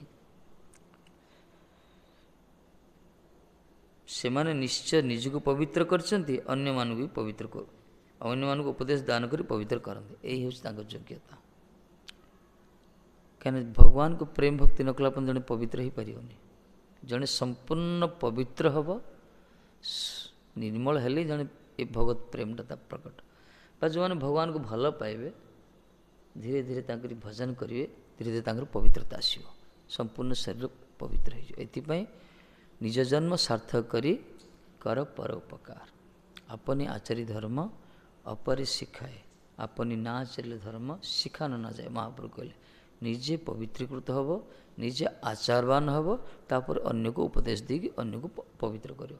ଖାଲି ଶୁଷ୍କ ଉପଦେଶ ଦେବ, ନିଜେ ପାଳନ କରୁନଥିବ, ଅନ୍ୟକୁ ଉପଦେଶ ଦେବ, ସେ ଉପଦେଶ କେହି ଶୁଣିବେନି। ବୋଲେ ସେ ଉପଦେଶ ଯେତେ ଶାସ୍ତ୍ରୀୟ ସିଦ୍ଧାନ୍ତ ହଉ ନା କାହିଁକି ହେବନି। କେଉଁଠୁ ଦୁଇ ଚାରି ପଦ ଶୁଣି ଦେଇଥିବ, ପଢ଼ି ଦେଇଥିବ, ସେଇଟା ଲୋକଙ୍କୁ କିଏ ମାନିବ? ହେ ଯଦି ପାଳନ କରୁଥିବ, ଆଚରଣ କରୁଥିବ, ତାହେଲେ ଲୋକ ଗ୍ରହଣ କରିବେ। ଏଇ ହେଉଛି ଶକ୍ତି ଗୋଟିଏ, ଯେଉଁମାନେ ଆଚରଣ କରୁଛନ୍ତି ତାର ଶକ୍ତି ଏଇଟା, ତାର ଜିହାର ଗୋଟେ ଶକ୍ତି ଆସେ, ତା ବାଣୀରେ ଗୋଟେ ଶକ୍ତି ଥାଏ, ଚମତ୍କାର ଥାଏ। ଏ ହେଉଛି ଚୈତନ୍ୟ ମହାପ୍ରଭୁଙ୍କ ଧାରା। ଏଠି କୌଣସି କପୋଳକଳ୍ପିତ କଥା, ମନୋରଞ୍ଜନକାରୀ କଥା, ତୋଷାମଦକାରୀ କଥା, ମାଲିସ କରିବା କଥା, ଏସବୁ କଥା ନାହିଁ। କିଛି ବସ୍ତୁ ପାଇବା ପାଇଁ କୌଣସି କଥା କୁହାଯାଏନି। ଏଠି ନିର୍ଭୀକ ଭାବରେ ନିଚ୍ଛକ ସତ୍ୟ କଥା ହିଁ ଉପସ୍ଥାପନ କରାଯାଏ। ଏଥିପାଇଁ ପ୍ରଭୁପାଦ କହିଲେ ତୁମେ ନିର୍ଭୀକ ଭାବରେ ଖାଲି କଥା କହି ଚାଲ, ସତ୍ୟ କଥା, ଶାସ୍ତ୍ର ସିଦ୍ଧାନ୍ତ କଥା ହିଁ କୁହ, କେବେ ବି କୌଣସି ତୋଷାମଦକାରୀ କଥା କୁହନି। ଦେଖିବ ଦିନେ ନା ଦିନେ କିଏ ନା କିଏ କେବେ ନା କେବେ ତୁମ କଥାର ମର୍ମ ବୁଝିପାରିବ। ଦିନେ ନା ଦିନେ କିଏ ନା କିଏ ତୁମ କଥାର ମର୍ମ ବୁଝିବ। ତେଣୁ ତୁମେ ନିର୍ଭୀକ ଭାବରେ ସତ୍ୟ କଥା ହିଁ କୁହ, ସିଦ୍ଧାନ୍ତ କଥା କୁହ। ଲୋକକୁ ତୋଷଣ କରିବା ପାଇଁ, ଲୋକଙ୍କୁ ସନ୍ତୁଷ୍ଟି କରିବା ପାଇଁ ଏ ତୋଷାମଦକାରୀ କଥା, ସହଜିଆ କଥା କୁହନି, ଶାସ୍ତ୍ରୀୟ ସିଦ୍ଧାନ୍ତ କଥା କୁହ। କିଏ ନା କିଏ ତୁମ କଥାର ମୂଲ୍ୟ ବୁଝିବ ଦିନେ ନା ଦିନେ। ହେଇପାରେ, ଏମିତି ହେଇପାରେ। ଆଉ ପ୍ରଭୁପାଦ କହିଛନ୍ତି ତୁମେ କାହିଁକି ସବୁ ଯାଇ କଥା କହିବ ନା, ଏମିତି କିଛି ଲୋକ ଅଛନ୍ତି ଯେଉଁମାନଙ୍କ ପାଖରେ ସତ୍ୟ କଥା ପହଞ୍ଚି ପାରୁନି, ଯେଉଁମାନେ ସତ୍ୟକୁ ଖୋଜୁଛନ୍ତି କିନ୍ତୁ ଅସତ୍ୟର ଘର ଭିତରେ ଅଛନ୍ତି। ତେଣୁ ତୁମେ ସମସ୍ତ ପାଖରେ ପହଞ୍ଚ, ସତ୍ୟ କଥା ହିଁ କୁହ, କିଏ ନା କିଏ ତୁମର ଗ୍ରାହକ ଆସିବେ। ଆଉ ଯିଏ ଗୋଟେ ଲୋକ ବି ଜୀବନରେ ଅନୁଭବ କଲା ତୁମ କଥାକୁ ଶ୍ରବଣ କରି, ଯଦି ଗୋଟେ ଲୋକ ଯଦି ମାୟାର ପିଞ୍ଜରା ଭିତରୁ ମୁକ୍ତ ହୋଇକି ଭଗବାନଙ୍କ ଚରଣ କୂଳରେ ସମର୍ପିତ ହେଲା, ଶରୀର ମନ ବାଣୀ ଦ୍ୱାରା ସେବା କଲା, ଭଗବାନଙ୍କର ଅନୁଭବ କଲା ଯେ ମୁଁ ଭଗବାନଙ୍କର ସେବକ ଦାସ, ତାହେଲେ ତୁମର ପ୍ରଚାର ସକ୍ସେସ୍, ତୁମର ଜୀବନ ବି ସଫଳ ହେଲା। ଭକ୍ତ ଜୀବନ ଗୋଟେ ଜୀବକୁ ଉଦ୍ଧାର କରିବା ପାଇଁ ଯଦି କରିଦେବ, ଉଦ୍ଧାର ମାନେ କ'ଣ? ତାକୁ ଉପଲବ୍ଧି କରିବା ଦରକାର, ସେ ହେଉଛି ଭଗବାନଙ୍କର ଦାସ, ଜଗତକୁ ଆସିଛି ହରିଭଜନ କରିବା ପାଇଁ। ବାସ୍ ଏଇ ଭାବ ତାକୁ ତା ମନ ଭିତରେ ପ୍ରକଟ କରିବା ଦରକାର। ଏଇଟା କେବଳ ପରମ ବୈଷ୍ଣବଙ୍କ ଦ୍ୱାରା ସମ୍ଭବ, ଯେଉଁମାନଙ୍କ ପ୍ରତି ଗୁରୁ ବୈଷ୍ଣବ କୃପା ରହିଛି, ଭଗବାନ କୃପା ଯେଉଁମାନ ରହିଛି। ନହେଲେ ହେବନି। ଖାଲି ପଢ଼ିକି କହିଲେ କେହି ଶୁଣିବେନି, କେହି ମାନିବେନି। କିନ୍ତୁ ବହୁତ ପଢ଼ି, ବହୁତ ଆମଠୁ ମେମୋରି ପାୱାର, ଯାହାର ସ୍ମରଣ ଶକ୍ତି ବେଶୀ ଥାଏ, ସେ ସବୁକିଛି କହିଦେଉଛି। ଜଣେ ଜଣେ ଅଛନ୍ତି ଗୀତାଟାକୁ ପୁରା ଘୁଷି ଦେଇଛନ୍ତି, ପୁରା ଭାଗବତ ପୁରା ମୁଖସ୍ଥ, ପୁରା ଚୈତନ୍ୟ ଚରିତାମୃତ ପାର ପାୟର ମୁଖ, ତାଙ୍କୁ କହିଲେ ଘଣ୍ଟା ଘଣ୍ଟା ନନଷ୍ଟପ୍ ପୁରା ଅନର୍ଗଳ କହି ଚାଲିବେ। ଭଲ, ସେଇଟା ମନା ନାହିଁ, କିନ୍ତୁ ସେ ବାଣୀରେ ଉଦ୍ଧାର ହେବେ ଯେଉଁ ବାଣୀ ଆଚରଣୀୟ ହେଇଥିବ, ଯିଏ ଅନୁଭବ କରୁଥିବେ।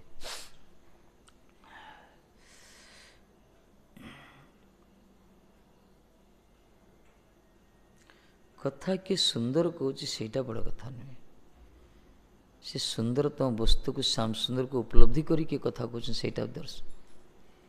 ଯେ କଥାକୁ ସୁନ୍ଦର କରି କହିବା ପାଇଁ ଚେଷ୍ଟା କରୁଛି ସେ ଲୋକମାନଙ୍କ ମନକୁ କିଣିପାରେ, କିନ୍ତୁ ଯେ ଭଗବତ ଶ୍ୟାମ ସୁନ୍ଦରକୁ ଉପଲବ୍ଧି କରି କଥା କହୁଛି ସେ ଯେ ଲୋକଙ୍କର ହୃଦୟକୁ କିଣିବ, ସିଏ।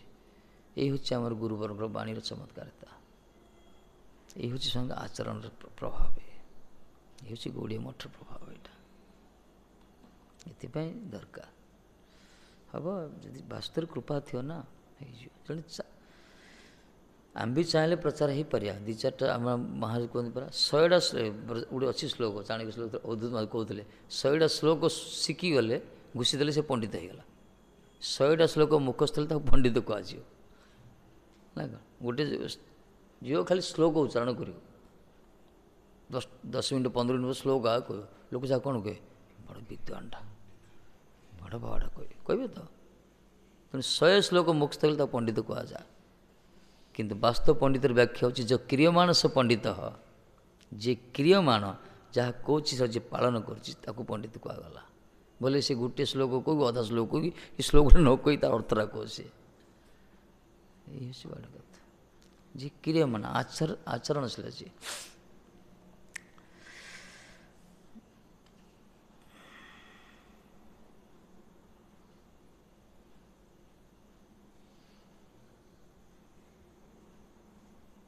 ଦେଖୁନ ଯେ କେତେ ପ୍ରଚାର କ'ଣ କ'ଣ ରହିଛି, କିନ୍ତୁ ଆମର ଯେଉଁ ମହାପ୍ରଭୁଙ୍କ ପ୍ରଚାର ସାରା ବିଶ୍ୱରେ ଗୋଟେ ତେହେଲକା ସୃଷ୍ଟି କରିଦେଲା ପୁରା।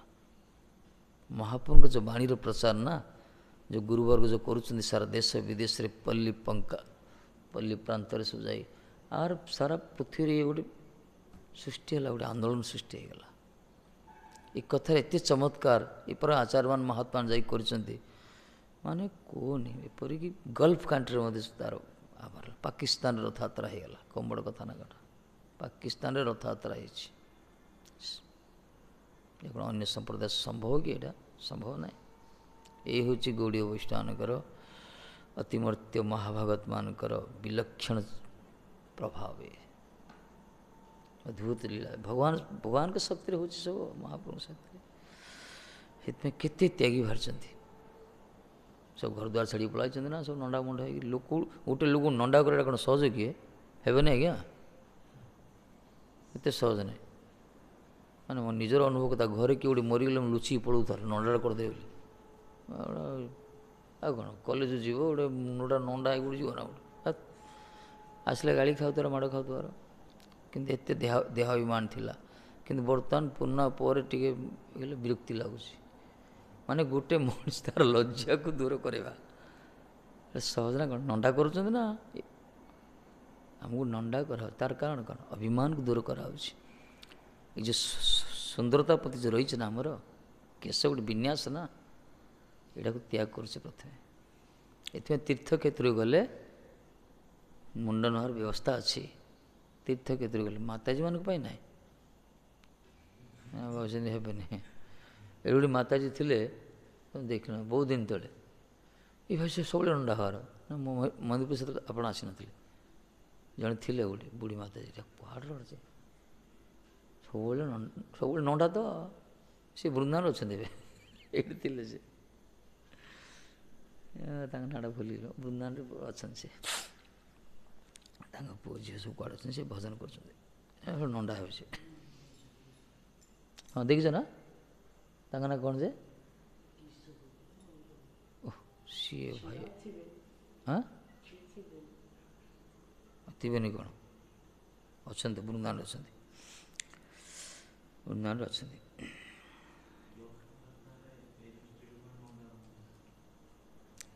ଆମ ସମ୍ପ୍ରଦାୟ ଯେଉଁଟା ନିୟମ କରୁଛନ୍ତି ଆମେ ସେଟା ପାଳନ କରିବା। ଆମ ଗୁରୁବର କହିନାହାନ୍ତି।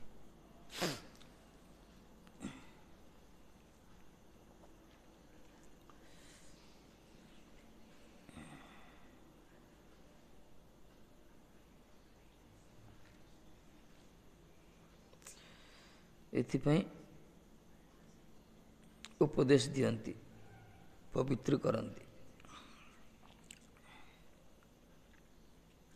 जो माने विमुख अभक्त से माने किंतु पारे ना, जो माने अभक्त जो माने विमुख से माने ऐसो पारे नहीं, तेणु परिवर्तन करि पारिबेनी, बुझे पारिबेनी।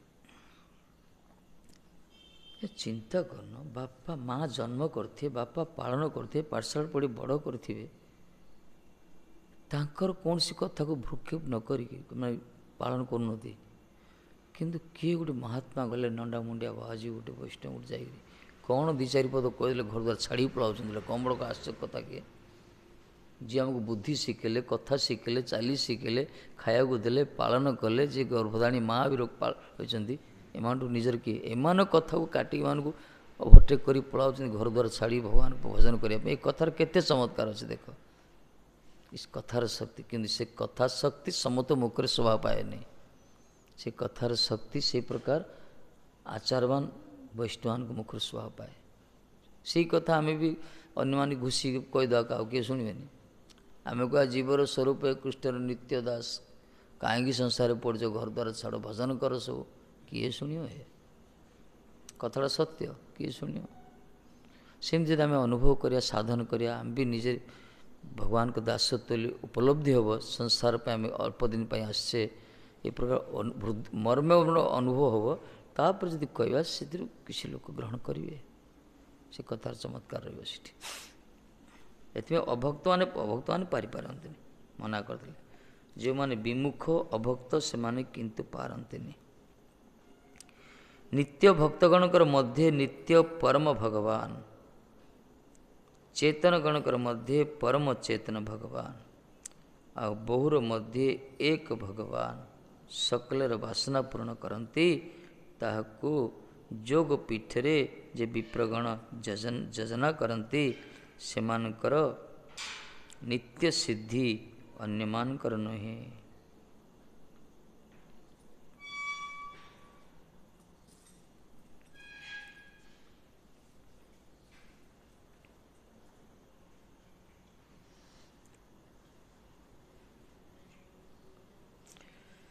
कहला नित्य भक्तवान कर नित्य नित्यानां चेतनश्च चेतनानां एक बहुनां च विद्याति कामान तंग पीठगं जेन जजंति विप्रतेषां सिद्धि सस्वति न ते नेतरासम इति। नित्य भक्त पाई से नित्य परम भगवान भक्त पाई से भगवान से नित्य भक्त पाई नित्य भगवान से जिते जगत चेतन अच्छी वस्तु मध्य परम चेतन होती भगवान से परम चेतन चेतनमय वस्तु पूर्ण से चेतनश्च चेतना नाम बहुर मध्य एक भगवान बहुर मध्य एक बहुनाम समस्त मध्य जी एक रही समस्त वासना जे पूर्ण करती जो विद्याति कामान जे परम चेतन जे परम नित्य भगवान जे समस्त भितर जे एक अद्वितीय एक मेवा द्वितीय कहुई समस्त वासना जे पूर्ण करती ताहाको जोग पीठ जो जजन करती सेमानकर नित्य सिद्धि अन्य मानकर नुहे परम भक्तगण भगवान सहित मिलित ही उपास्य देव को पृथक ईश्वर महिमावान देखिया शोक रहित हुअन कहले अन्य मान को नहीं से सिद्धि प्राप्त होती जो माने ये भगवान को ठाकुर जी को जोगपीठ जाजन करती धाम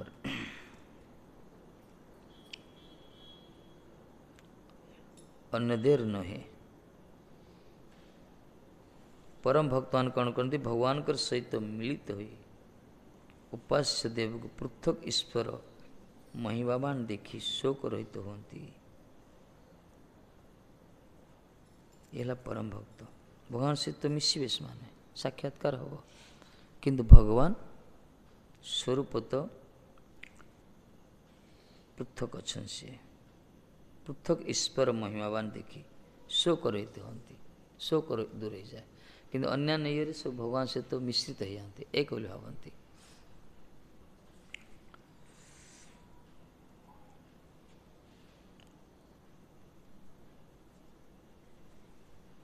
ऋग्वेद कहुई प्रत्यक्ष परब्रह्म वैकुंठ जे वैकुंठ देवगण एखाने ताहादेर विभूतिगण थाकेन।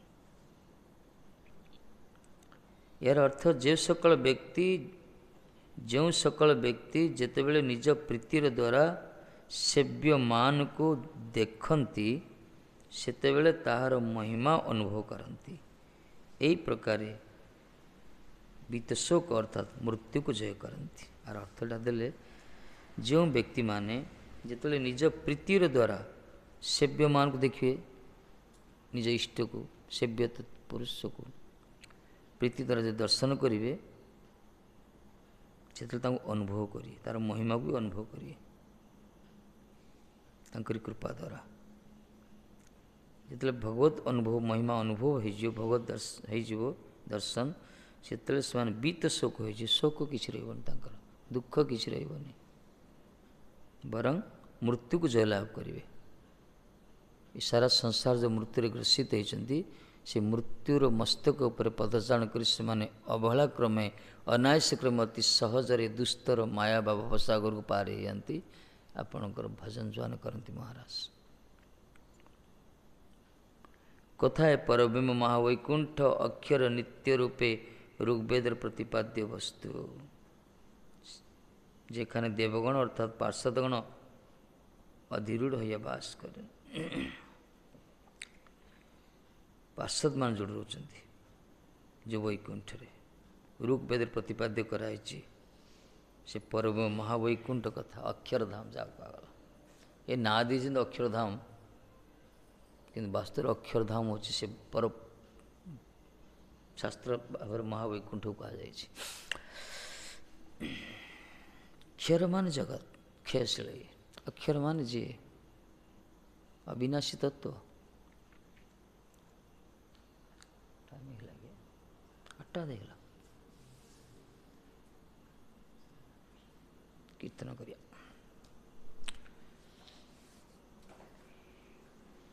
कौन कृष्ण खाली लिखी पड़ोज कौन लिखिल है हाँ जोड़ा कोई लिखिल जोड़ा तो कह से लिखुच जानी से कौन लिखल कौन पढ़ तो क्या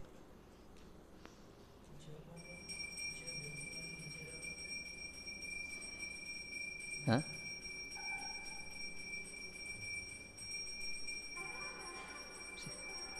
से कॉलेज लिखला लिखुन तो कॉलेज लेखा कि जाना पूरा स्टेनो टाइप लेखा हाँ कहते स्टेनोग्राफ शुण शुण प्रथम शुण शुणा चेष्टा कर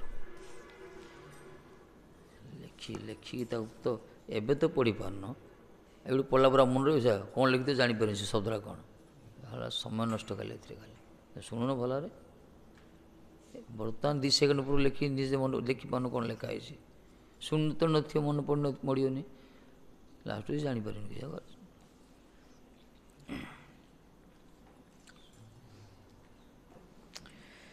हरि हे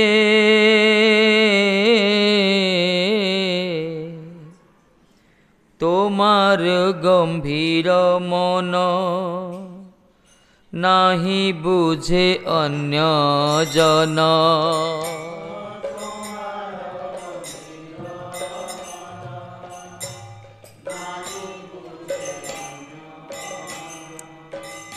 सेई मन अनुसारी सब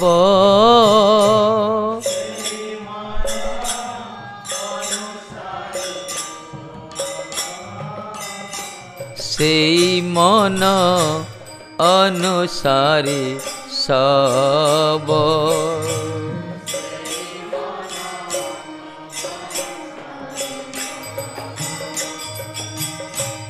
जगत उद्भव स्थिति प्रलय संसार गति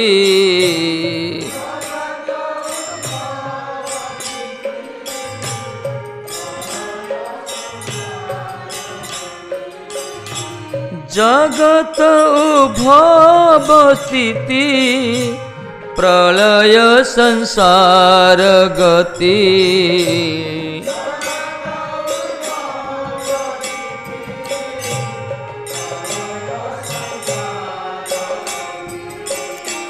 मुक्ति आदि शक्तिर वैभव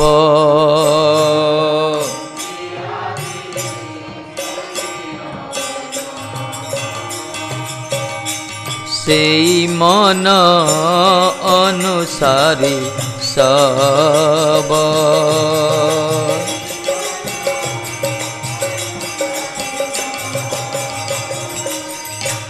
ए सब वैदिक लीला इच्छा मात्र प्रकाशिला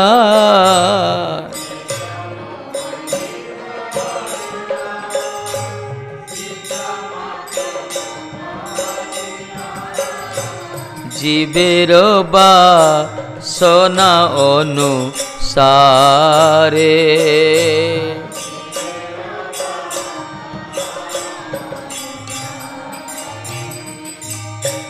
तोमाते विमुख हये मजिल विद्यालये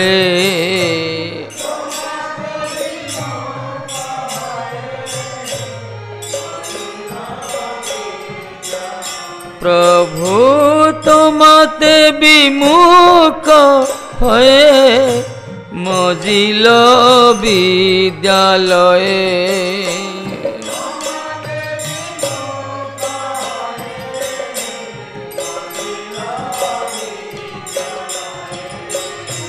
सेई जीव कर्म पारा बारे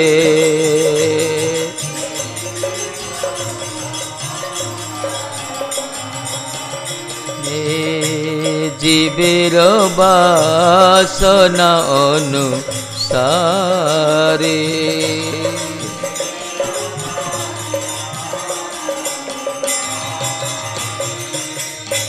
पूर्ण जदि भक्ति करी भजे भक्त संग धरी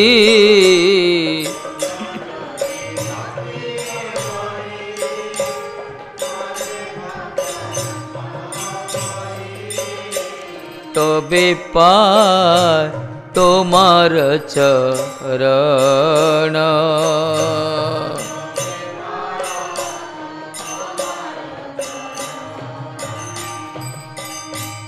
अंतरंग लीला रसे भासे माया न परसे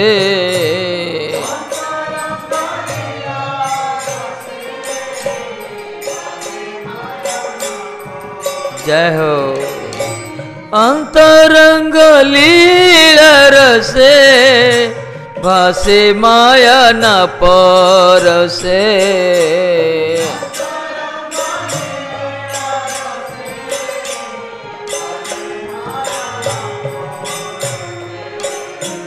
भक्ति बिनो देर फिरे मन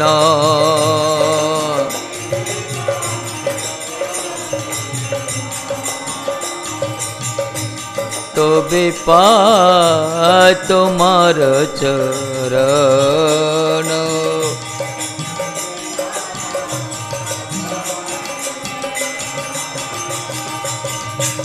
तोमार गंभीर मन नाही बुझे अन्य जन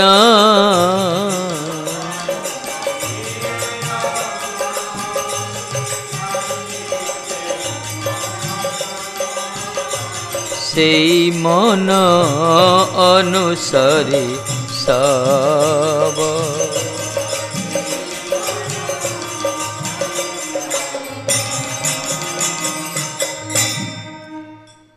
तदाश्रितानां जगत उभवस्थिति प्रणाश संसार विमोचनादयः भवन्ति लीला विधयश्च वैदिका तदीय गंभीर मना अनुसारिण स्तोत्र रत्न सतरा। ଯମୁନାଚାର୍ଯ୍ୟ ମହାରାଜ ଲେଖିଛନ୍ତି ତତ୍ରତ୍ନରେ ଆମର ଭକ୍ତିନ ଠାକୁର ତାକୁ ଗୀତମାଳାରେ ତାର ଗୀତା ଆକାରରେ ବର୍ଣ୍ଣନା କରିଛନ୍ତି ଭାବାର୍ଥକୁ। ହରି ହେ ତୋମାର ଗମ୍ଭୀର ମନ ନାହିଁ ବୁଝେ ଅନ୍ୟଜନ, ସେଇ ମନ ଅନୁସାରୀ ସବ। ହେ ହରି ତୁମର ଗମ୍ଭୀର ମନ ଇଚ୍ଛାକୁ କେହି ବୁଝିପାରନ୍ତି ନାହିଁ ମହାରାଜ। କିଏ ବୁଝିବ ଭଗବାନଙ୍କର ଇଚ୍ଛାକୁ, ଭଗବାନଙ୍କ ମନକୁ? ତୁମର ଗମ୍ଭୀର ମନ ଇଚ୍ଛାକୁ କେହି ବୁଝିପାରନ୍ତି ନାହିଁ। ନିଜ ମନଟା ବୁଝିପାରୁନି ମଣିଷ ମାନେ, ଆଉ ଭଗବାନଙ୍କ ଇଚ୍ଛାକୁ ମନକୁ କାଢ଼ ବୁଝିପାରିବ ନା କ'ଣ? ଯେଉଁମାନେ ଶରଣାଗତ ନାହାନ୍ତି ସେମାନେ ନିଜ ମନର ଗୋଲାମ ହୋଇଛନ୍ତି। ମନ ଯାହା ଚାहे ତାହା କରନ୍ତି। ସେଇ ମନ ଅନୁସାରୀ ସବୁ। ତୁମ ଇଚ୍ଛା ଅନୁସାରେ ସୃଷ୍ଟି ସ୍ଥିତି ପ୍ରଳୟ ହେଉଛି। ଜଗତ ଉଦ୍ଭବ ସ୍ଥିତି ପ୍ରଳୟ ସଂସାର ଗତି ମୁକ୍ତି ଆଦି ଶକ୍ତିର ବୈଭବ। ତୁମ ଇଚ୍ଛାରେ ହିଁ ସୃଷ୍ଟି ହେଉଛି, ସ୍ଥିତି ହେଉଛି, ପ୍ରଳୟ ହେଉଛି, ଆଉ ତୁମ ମନ ଅନୁସାରେ ସଂସାର ଗତି ଚାଲିଛି ମହାରାଜ। ମୁକ୍ତି ଆଦି ଶକ୍ତିର ତାର ତ ଭଗବତୀ ଇଚ୍ଛାରେ ହିଁ ସବୁ ପରିଚାଳିତ ହେଉଛି। ତାଙ୍କ ଇଚ୍ଛାରେ ବ୍ରହ୍ମା ସୃଷ୍ଟି କରିଛନ୍ତି, ତାଙ୍କ ଇଚ୍ଛାରେ ବିଷ୍ଣୁ ପାଳନ କରୁଛନ୍ତି, ତାଙ୍କ ଇଚ୍ଛାରେ ଶିବ ସଂହାର କରୁଛନ୍ତି, ତାଙ୍କ ଇଚ୍ଛାରେ ମାୟା କାରାଗାର ସୃଷ୍ଟି କରିଛନ୍ତି। ତାଙ୍କର ଇଚ୍ଛା ହିଁ। ତମ ମନ ଅନୁସାରେ ସଂସାର ଗତି ଚାଲିଛି। ମୁକ୍ତି ଆଦି ତୁମର ଶକ୍ତିର ବୈଭବ ଅଟନ୍ତି। ଏ ଯେଉଁ ମୁକ୍ତି କୁହାଗଲା ଏ ଶକ୍ତିର ବୈଭବ। ଏସବୁ ବୈଦିକ ଲୀଳା ଇଚ୍ଛା ମାତ୍ର ପ୍ରକାଶିଲା ଜୀବର ବାସନା ଅନୁସାରେ। ବେଦମାନଙ୍କ ଦ୍ୱାରା ପ୍ରମାଣିତ ତୁମର ସମସ୍ତ ଲୀଳା ତୁମର ଇଚ୍ଛା ମାତ୍ର ପ୍ରକାଶିତ ହୋଇଛନ୍ତି ଜୀବର ଭୋଗ କରିବାର ଅଭିଳାଷ ଅନୁସାରେ। ଏ ତ ବେଦ ମାର୍ଗ କୁହାଗଲା। ବେଦମାନଙ୍କ ଦ୍ୱାରା ପ୍ରମାଣିତ ଯେ ତୁମ ଲୀଳା ନା ଏସବୁ ତୁମରି ଇଚ୍ଛାରେ ପ୍ରକାଶିତ ହେଇଛି। ଇଚ୍ଛା ମାତ୍ରକେ, ଇଚ୍ଛା ମାତ୍ରକେ। ଏଥିପାଇଁ ବିଧାତି କାମ ସମସ୍ତେ ଇଚ୍ଛା ପୂର୍ଣ୍ଣ କରନ୍ତି। କେବଳ କ'ଣ କରନ୍ତି? ଜୀବର ଭୋଗ କରିବାର ଅଭିଳାଷ ଅନୁସାରେ। ଭୋଗାୟତନ କୁହାଗଲା ସଂସାରଟା। ଯେଉଁମାନେ ଭୋଗ କରିବା ପାଇଁ ଚାହୁଁଛନ୍ତି ତେଣୁକରି ତାଙ୍କ ପାଇଁ ଗୋଟେ ଜଗତ ତିଆରି କରିଦେଲ ତୁମେ। ଜୀବର ଭୋଗ କରିବାର ଅଭିଳାଷ ଅନୁସାରେ ଆପଣ ନିଜର ଶକ୍ତିର ଆପଣ ନିଜ ଇଚ୍ଛା ଅନୁସାରେ ଏହି ଜଗତକୁ ସୃଷ୍ଟି କରିଛନ୍ତି, ସ୍ଥିତି କରିଛନ୍ତି, ପ୍ରଳୟ କରିଛନ୍ତି ମହାରାଜ। ତମାତେ ବିମୁଖ ହୋଇ ମଜିଲ ଅବିଦ୍ୟାଳୟ ସେଇ ଜୀବ କର୍ମ ପାରାବାରେ। କିନ୍ତୁ ଏଇ ଜୀବମାନେ ତୁମଠୁ ବିମୁଖ ହୋଇ ଅବିଦ୍ୟାବଶତଃ କର୍ମ ସମୁଦ୍ରରେ ନିମଜ୍ଜିତ ହୋଇଗଲା। ଜୀବର ପ୍ରାକ୍ତନ କର୍ମର ବିପାକ ଏହା। ଯେଉଁମାନଙ୍କର ଭୋଗ କରିବାର ଅଭିଳାଷ ଅନୁସାରେ ତାଙ୍କ ପାଇଁ ଗୋଟେ ଜଗତ ତିଆରି କଲ, ସେଇ ଜଗତରେ କ'ଣ କରୁଛନ୍ତି? ଏମାନେ ବିମୁଖ ହୋଇକି ତୁମଠାରୁ ବହିର୍ମୁଖ ହୋଇ ଅବିଦ୍ୟାବଶତଃ କର୍ମ ସମୁଦ୍ରରେ ନିମଜ୍ଜିତ ହୋଇଗଲେ। ସବୁ କର୍ମ ସମୁଦ୍ରରେ ଡୁବିଗଲେ। ଆଉ ଉଦ୍ଧାର ହେବାର ରାସ୍ତା ନାହିଁ। ଉବୁଟୁବୁ ଖାଉଛନ୍ତି ଏଠି ପୁରା ସଂସାର ପାରାବାର କାରାଗାର। ପୁନଃ ଯଦି ଭକ୍ତି କରି ଭଜେ ଭକ୍ତ ସଙ୍ଗ ଧରି। ଏହି ପ୍ରକାର ସଂସାର ସାଗରରେ ଉବୁଟୁବୁ ହେଉଥିବା, କର୍ମଚକ୍ରରେ ଗ୍ରସିତ ହେଉଥିବା, ଭୋଗାୟତନରେ ଭୋଗ ଅଭିଳାଷ କରି ଯେଉଁମାନେ କର୍ମମୁଖର ହୋଇଛନ୍ତି, ହେ ମହାରାଜ ଯଦି ପୁନଃ ଭକ୍ତି ଯାପନ ଦ୍ୱାରା ଯଦି ଭକ୍ତି ଯାଚନ କରିବେ, କେମିତି? ଭକ୍ତ ସଙ୍ଗରେ ରହି, ତାହେଲେ ତେବେ ତ ପାଏ ତମାର ଚରଣ, ତେବେ ତମ ଚରଣ ପ୍ରାପ୍ତ ହେବ। କାହିଁକିନା ଯେଉଁ ଭୁଲ ଯୋଗୁଁ ସଂସାର ଦଶା ପ୍ରାପ୍ତ ହୋଇଛି, ଯେଉଁ ଆପଣଙ୍କ ବିସ୍ମୃତି ଯୋଗୁଁ ଆପଣଙ୍କଠାରୁ ବହିର୍ମୁଖ ହୋଇଯାଇଛନ୍ତି, ଭକ୍ତ ସଙ୍ଗ କଲେ ଆପଣଙ୍କ ସ୍ମୃତିଚାରଣ ହେବ, ଆପଣଙ୍କୁ ମନେ ପଡ଼ିବ। ଆପଣ ସହିତ ଜୀବର ଯେ ସମ୍ବନ୍ଧ ନିତ୍ୟ, ଆପଣଙ୍କୁ ଭୁଲିଯିବା ଦ୍ୱାରା ଦୁଃଖ ପାଉଛି, ଆପଣଙ୍କୁ ସ୍ମରଣ କଲେ ସୁଖ ପ୍ରାପ୍ତି ହେବ। ଏହା ଭକ୍ତ ସାଙ୍ଗରେ ବୁଦ୍ଧି, ଏ ବିବେକ ଆସେ, ଏ ବୁଦ୍ଧି ପ୍ରାପ୍ତ ହୁଏ। ତେଣୁକରି କହିଲେ ଭଜେ ଭକ୍ତ ସଙ୍ଗେ। ପୁନଃ ଯଦି ଭକ୍ତି କରି, ଯଦି ପୁନଃ ଯଦି ଭକ୍ତି କରିବ ଭକ୍ତମାନଙ୍କ ସାଙ୍ଗରେ, ତାହେଲେ ତମ ଚରଣ ପ୍ରାପ୍ତ ହେବ। ଏ ମାର୍ଗ ଇଏ। ଏଥିପାଇଁ କୋନ ଭାଗ୍ୟ କୋନ ଜୀବେ ଶ୍ରଦ୍ଧା ଯଦି ହଏ, ତବେ ସେ ଜୀବ ସାଧୁ ସଙ୍ଗ କରେ। କୌଣସି ଜୀବର କୌଣସି ଭାଗ୍ୟରେ 84 ଲକ୍ଷ ଜନରେ ବୁଲୁଛି, ଜୀବମାନେ ସବୁ ବୁଲୁଛେ ସଂସାରରେ, ସମସ୍ତେ ସତ୍ସଙ୍ଗ କରିପାରନ୍ତିନି, ସମସ୍ତେ ସାଧୁର ସଙ୍ଗ କରିପାରନ୍ତିନି। ଏଥିପାଇଁ କୋନ ଭାଗ୍ୟ କୋନ ଜୀବ ଶ୍ରଦ୍ଧା ଯଦି ହେବ, ଶ୍ରଦ୍ଧା ଯଦି ଆସିଲା କୌଣସି ସୌଭାଗ୍ୟବାନ ଜୀବର, ତାହେଲେ ସେ ସତ୍ସଙ୍ଗ କରିବ। भक्त संग रे ही भक्ति जाचन हो। भक्तिस्तु भगवत भक्त संगे न परिजायते। कृष्ण भक्ति जन्म मूल हय साधु संग। ये हूँ मार्ग।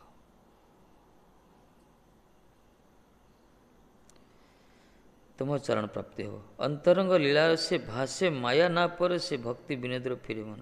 आमर भक्ति ठाकुर कहते तुम अंतरंग लीला से आकृष्ट हेले जीव उपर मायार कौन से प्रभाव पड़ो ना। ये जो माया जो दुस्तर माया देवी गुणमयी माया जारी द्वारा समस्ते ओतप्रोत भाव जड़ित किंतु मायार प्रभाव तापर पड़ोनी जे आपण अंतरंग लीला प्रति आकृष्ट होती। अंतरंग लीला कौड़ा कृष्ण जिते सब ब्रज लीला सब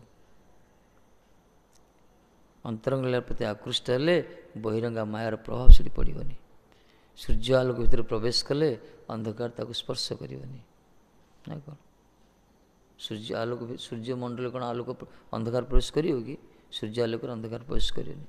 एथि भगवान कर लीला भगवान कर कथा भगवान कर अंतरंग सब लीला सब आनंदमय कहला रसमय सब यही भाव जो डूबी गए ना से मान को माया कौन स्पर्श कर बर माया विमोहित हो माया भी दास्यता दासित स्वीकार करियो। सेठी हरिदास ठाकुर पाखे माया निजे हरिनाम नेले निजे परास्त है। सेठी पुनश्च भक्ति विनोद को तुम आड़ को आकर्षित कर। तेणु ये भक्ति विनोद को तुम्हें आकर्षित कर प्रभु बास तम चरण प्रति धन्यतार कहते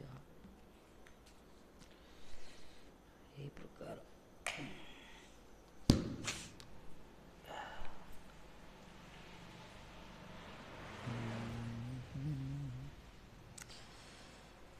हरे कृष्णा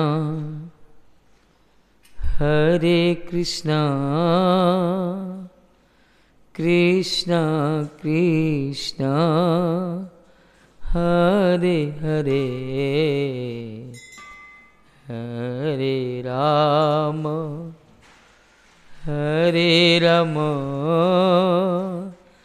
राम राम हरे हरे।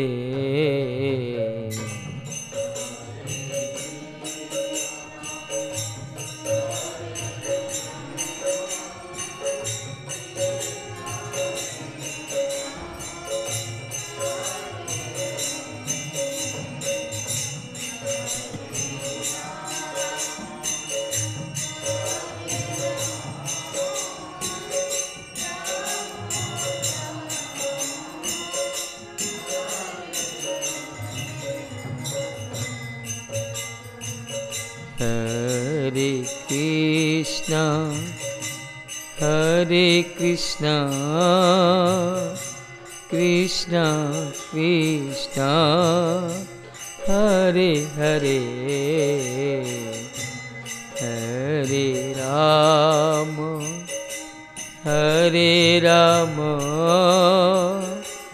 राम राम हरे हरे।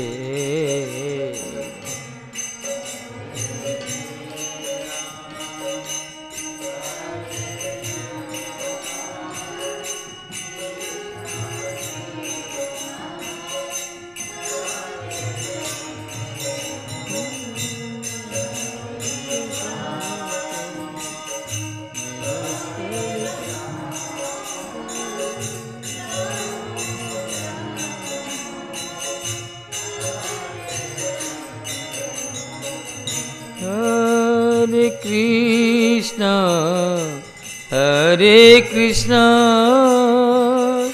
कृष्ण कृष्ण हरे हरे हरे राम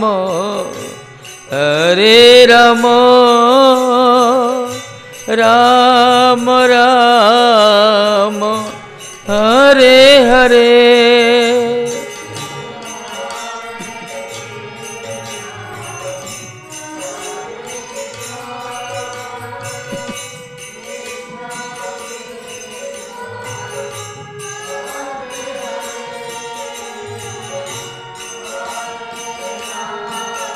जय हो।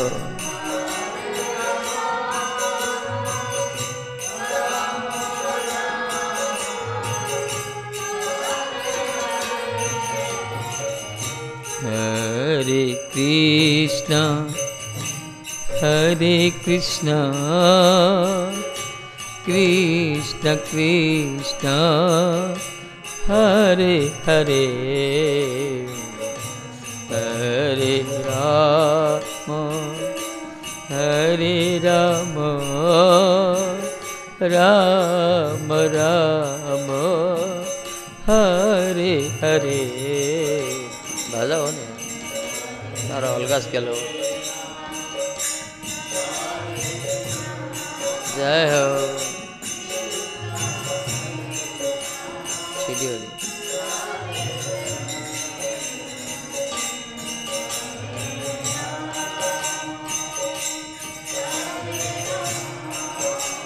जय हो।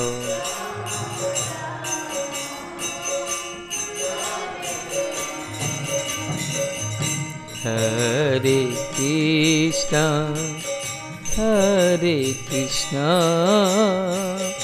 कृष्ण कृष्ण हरे हरे,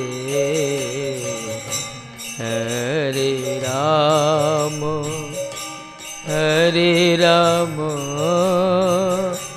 राम राम हरे हरे।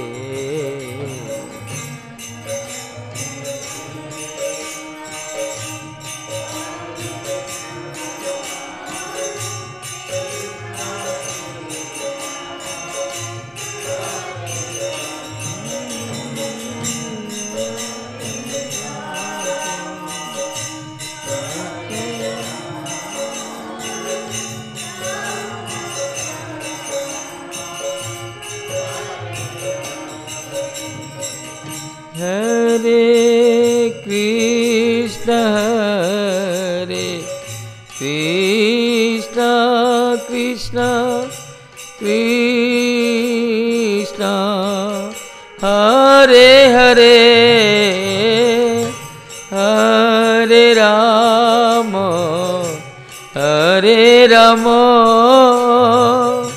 राम राम हरे हरे।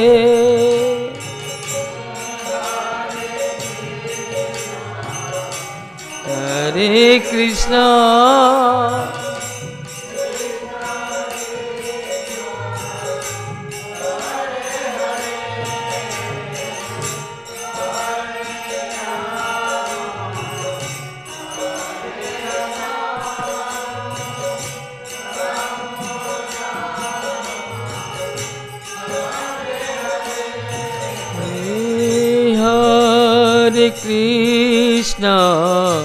हरे कृष्णा कृष्ण कृष्ण हरे हरे, हरे राम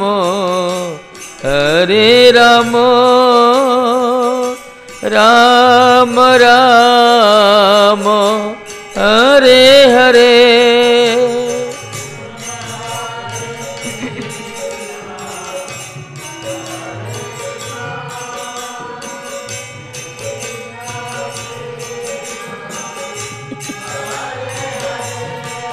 जय हो। हरे राम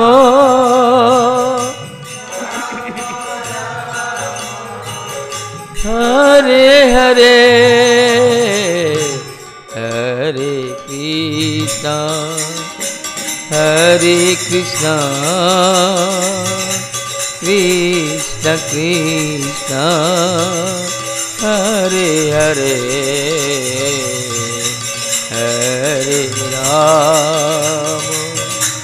हरे राम राम राम हरे हरे।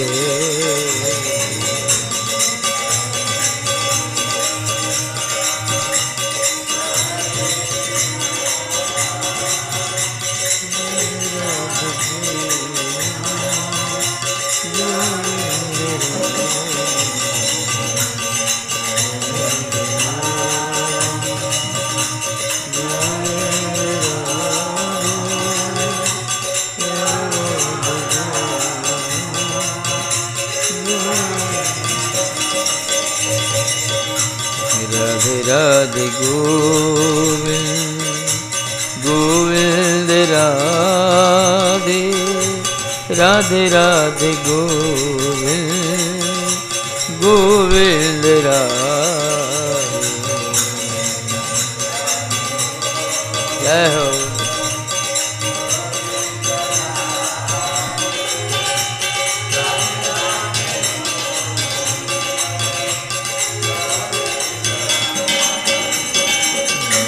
राधे राधे गोविंद गोविंद राधे राधे राधे गोविंद गोविंद राधे।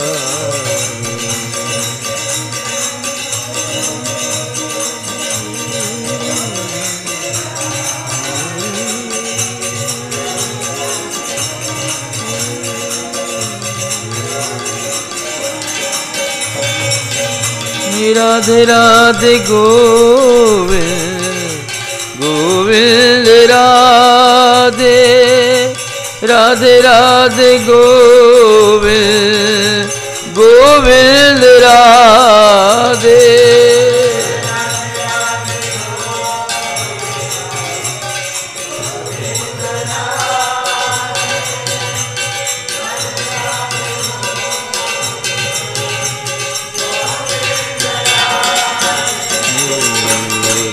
राधे गोविंद गोविंद राधे राधे राधे गोविंद गोविंद राधे। जय हो।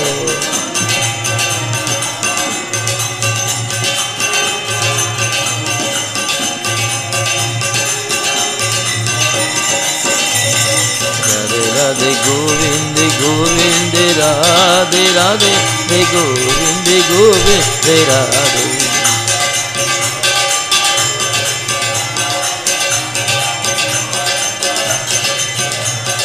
राधे राधे गोविंद गोविंद राधे राधे गोविंद गोविंद राधे।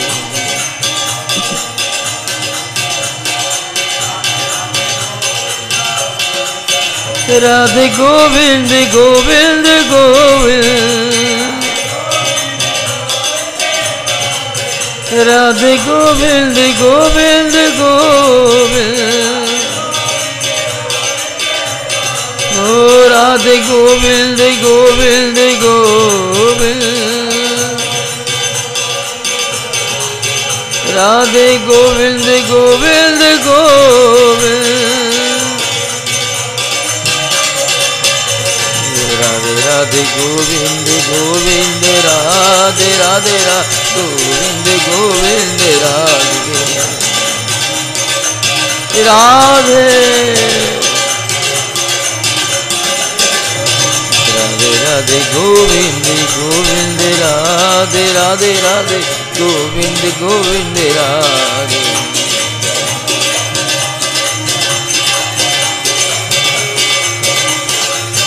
राधे गोविंद राधे गोविंद राधे गोविंद राधे गोविंद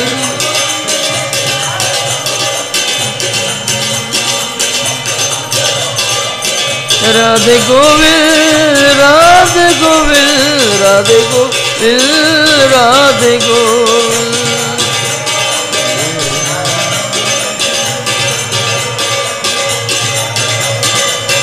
जय निताय जय गो जय निताय जय गो।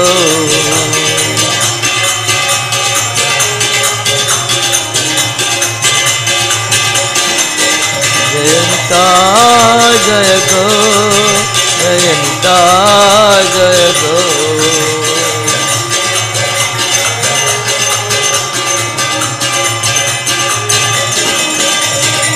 जय जगन्नाथ स्वामी जगन्नाथ जय जगन्नाथ स्वामी जगन्नाथ।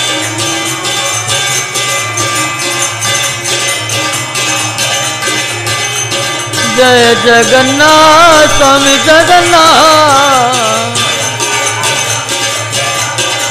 जय जगन्नाथ स्वामी जगन्नाथ, ओ जय जगन्नाथ स्वामी जगन्नाथ, जगन्नाथ जगन्नाथ जगन्नाथ जगन्नाथ, जय जगन्नाथ जगन्नाथ जगन्नाथ जगन्नाथ, जय जगन्नाथ जगन्नाथ जगन्नाथ जगन्नाथ, जय जगन्नाथ जगन्नाथ जगन्नाथ जगन्नाथ, जय जगन्नाथ जगन्नाथ जगन्नाथ जगन्नाथ, जय जगन्नाथ जगन्नाथ जगन्नाथ जगन्नाथ, जय जगन्नाथ जगन्नाथ जगन्नाथ जगन्नाथ, जय जगन्नाथ।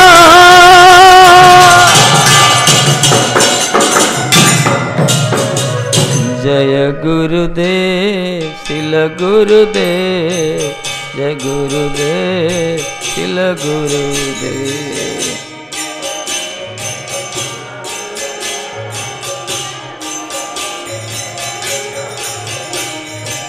जय प्रभुपाद शिल प्रभुपाद, जय प्रभुपाद शिल प्रभुपाद।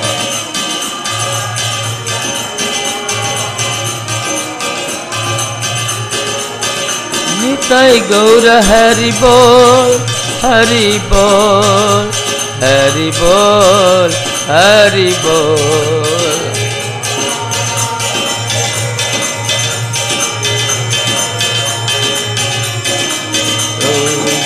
हरि बोल हरि बोल हरि बोल हरि बोल।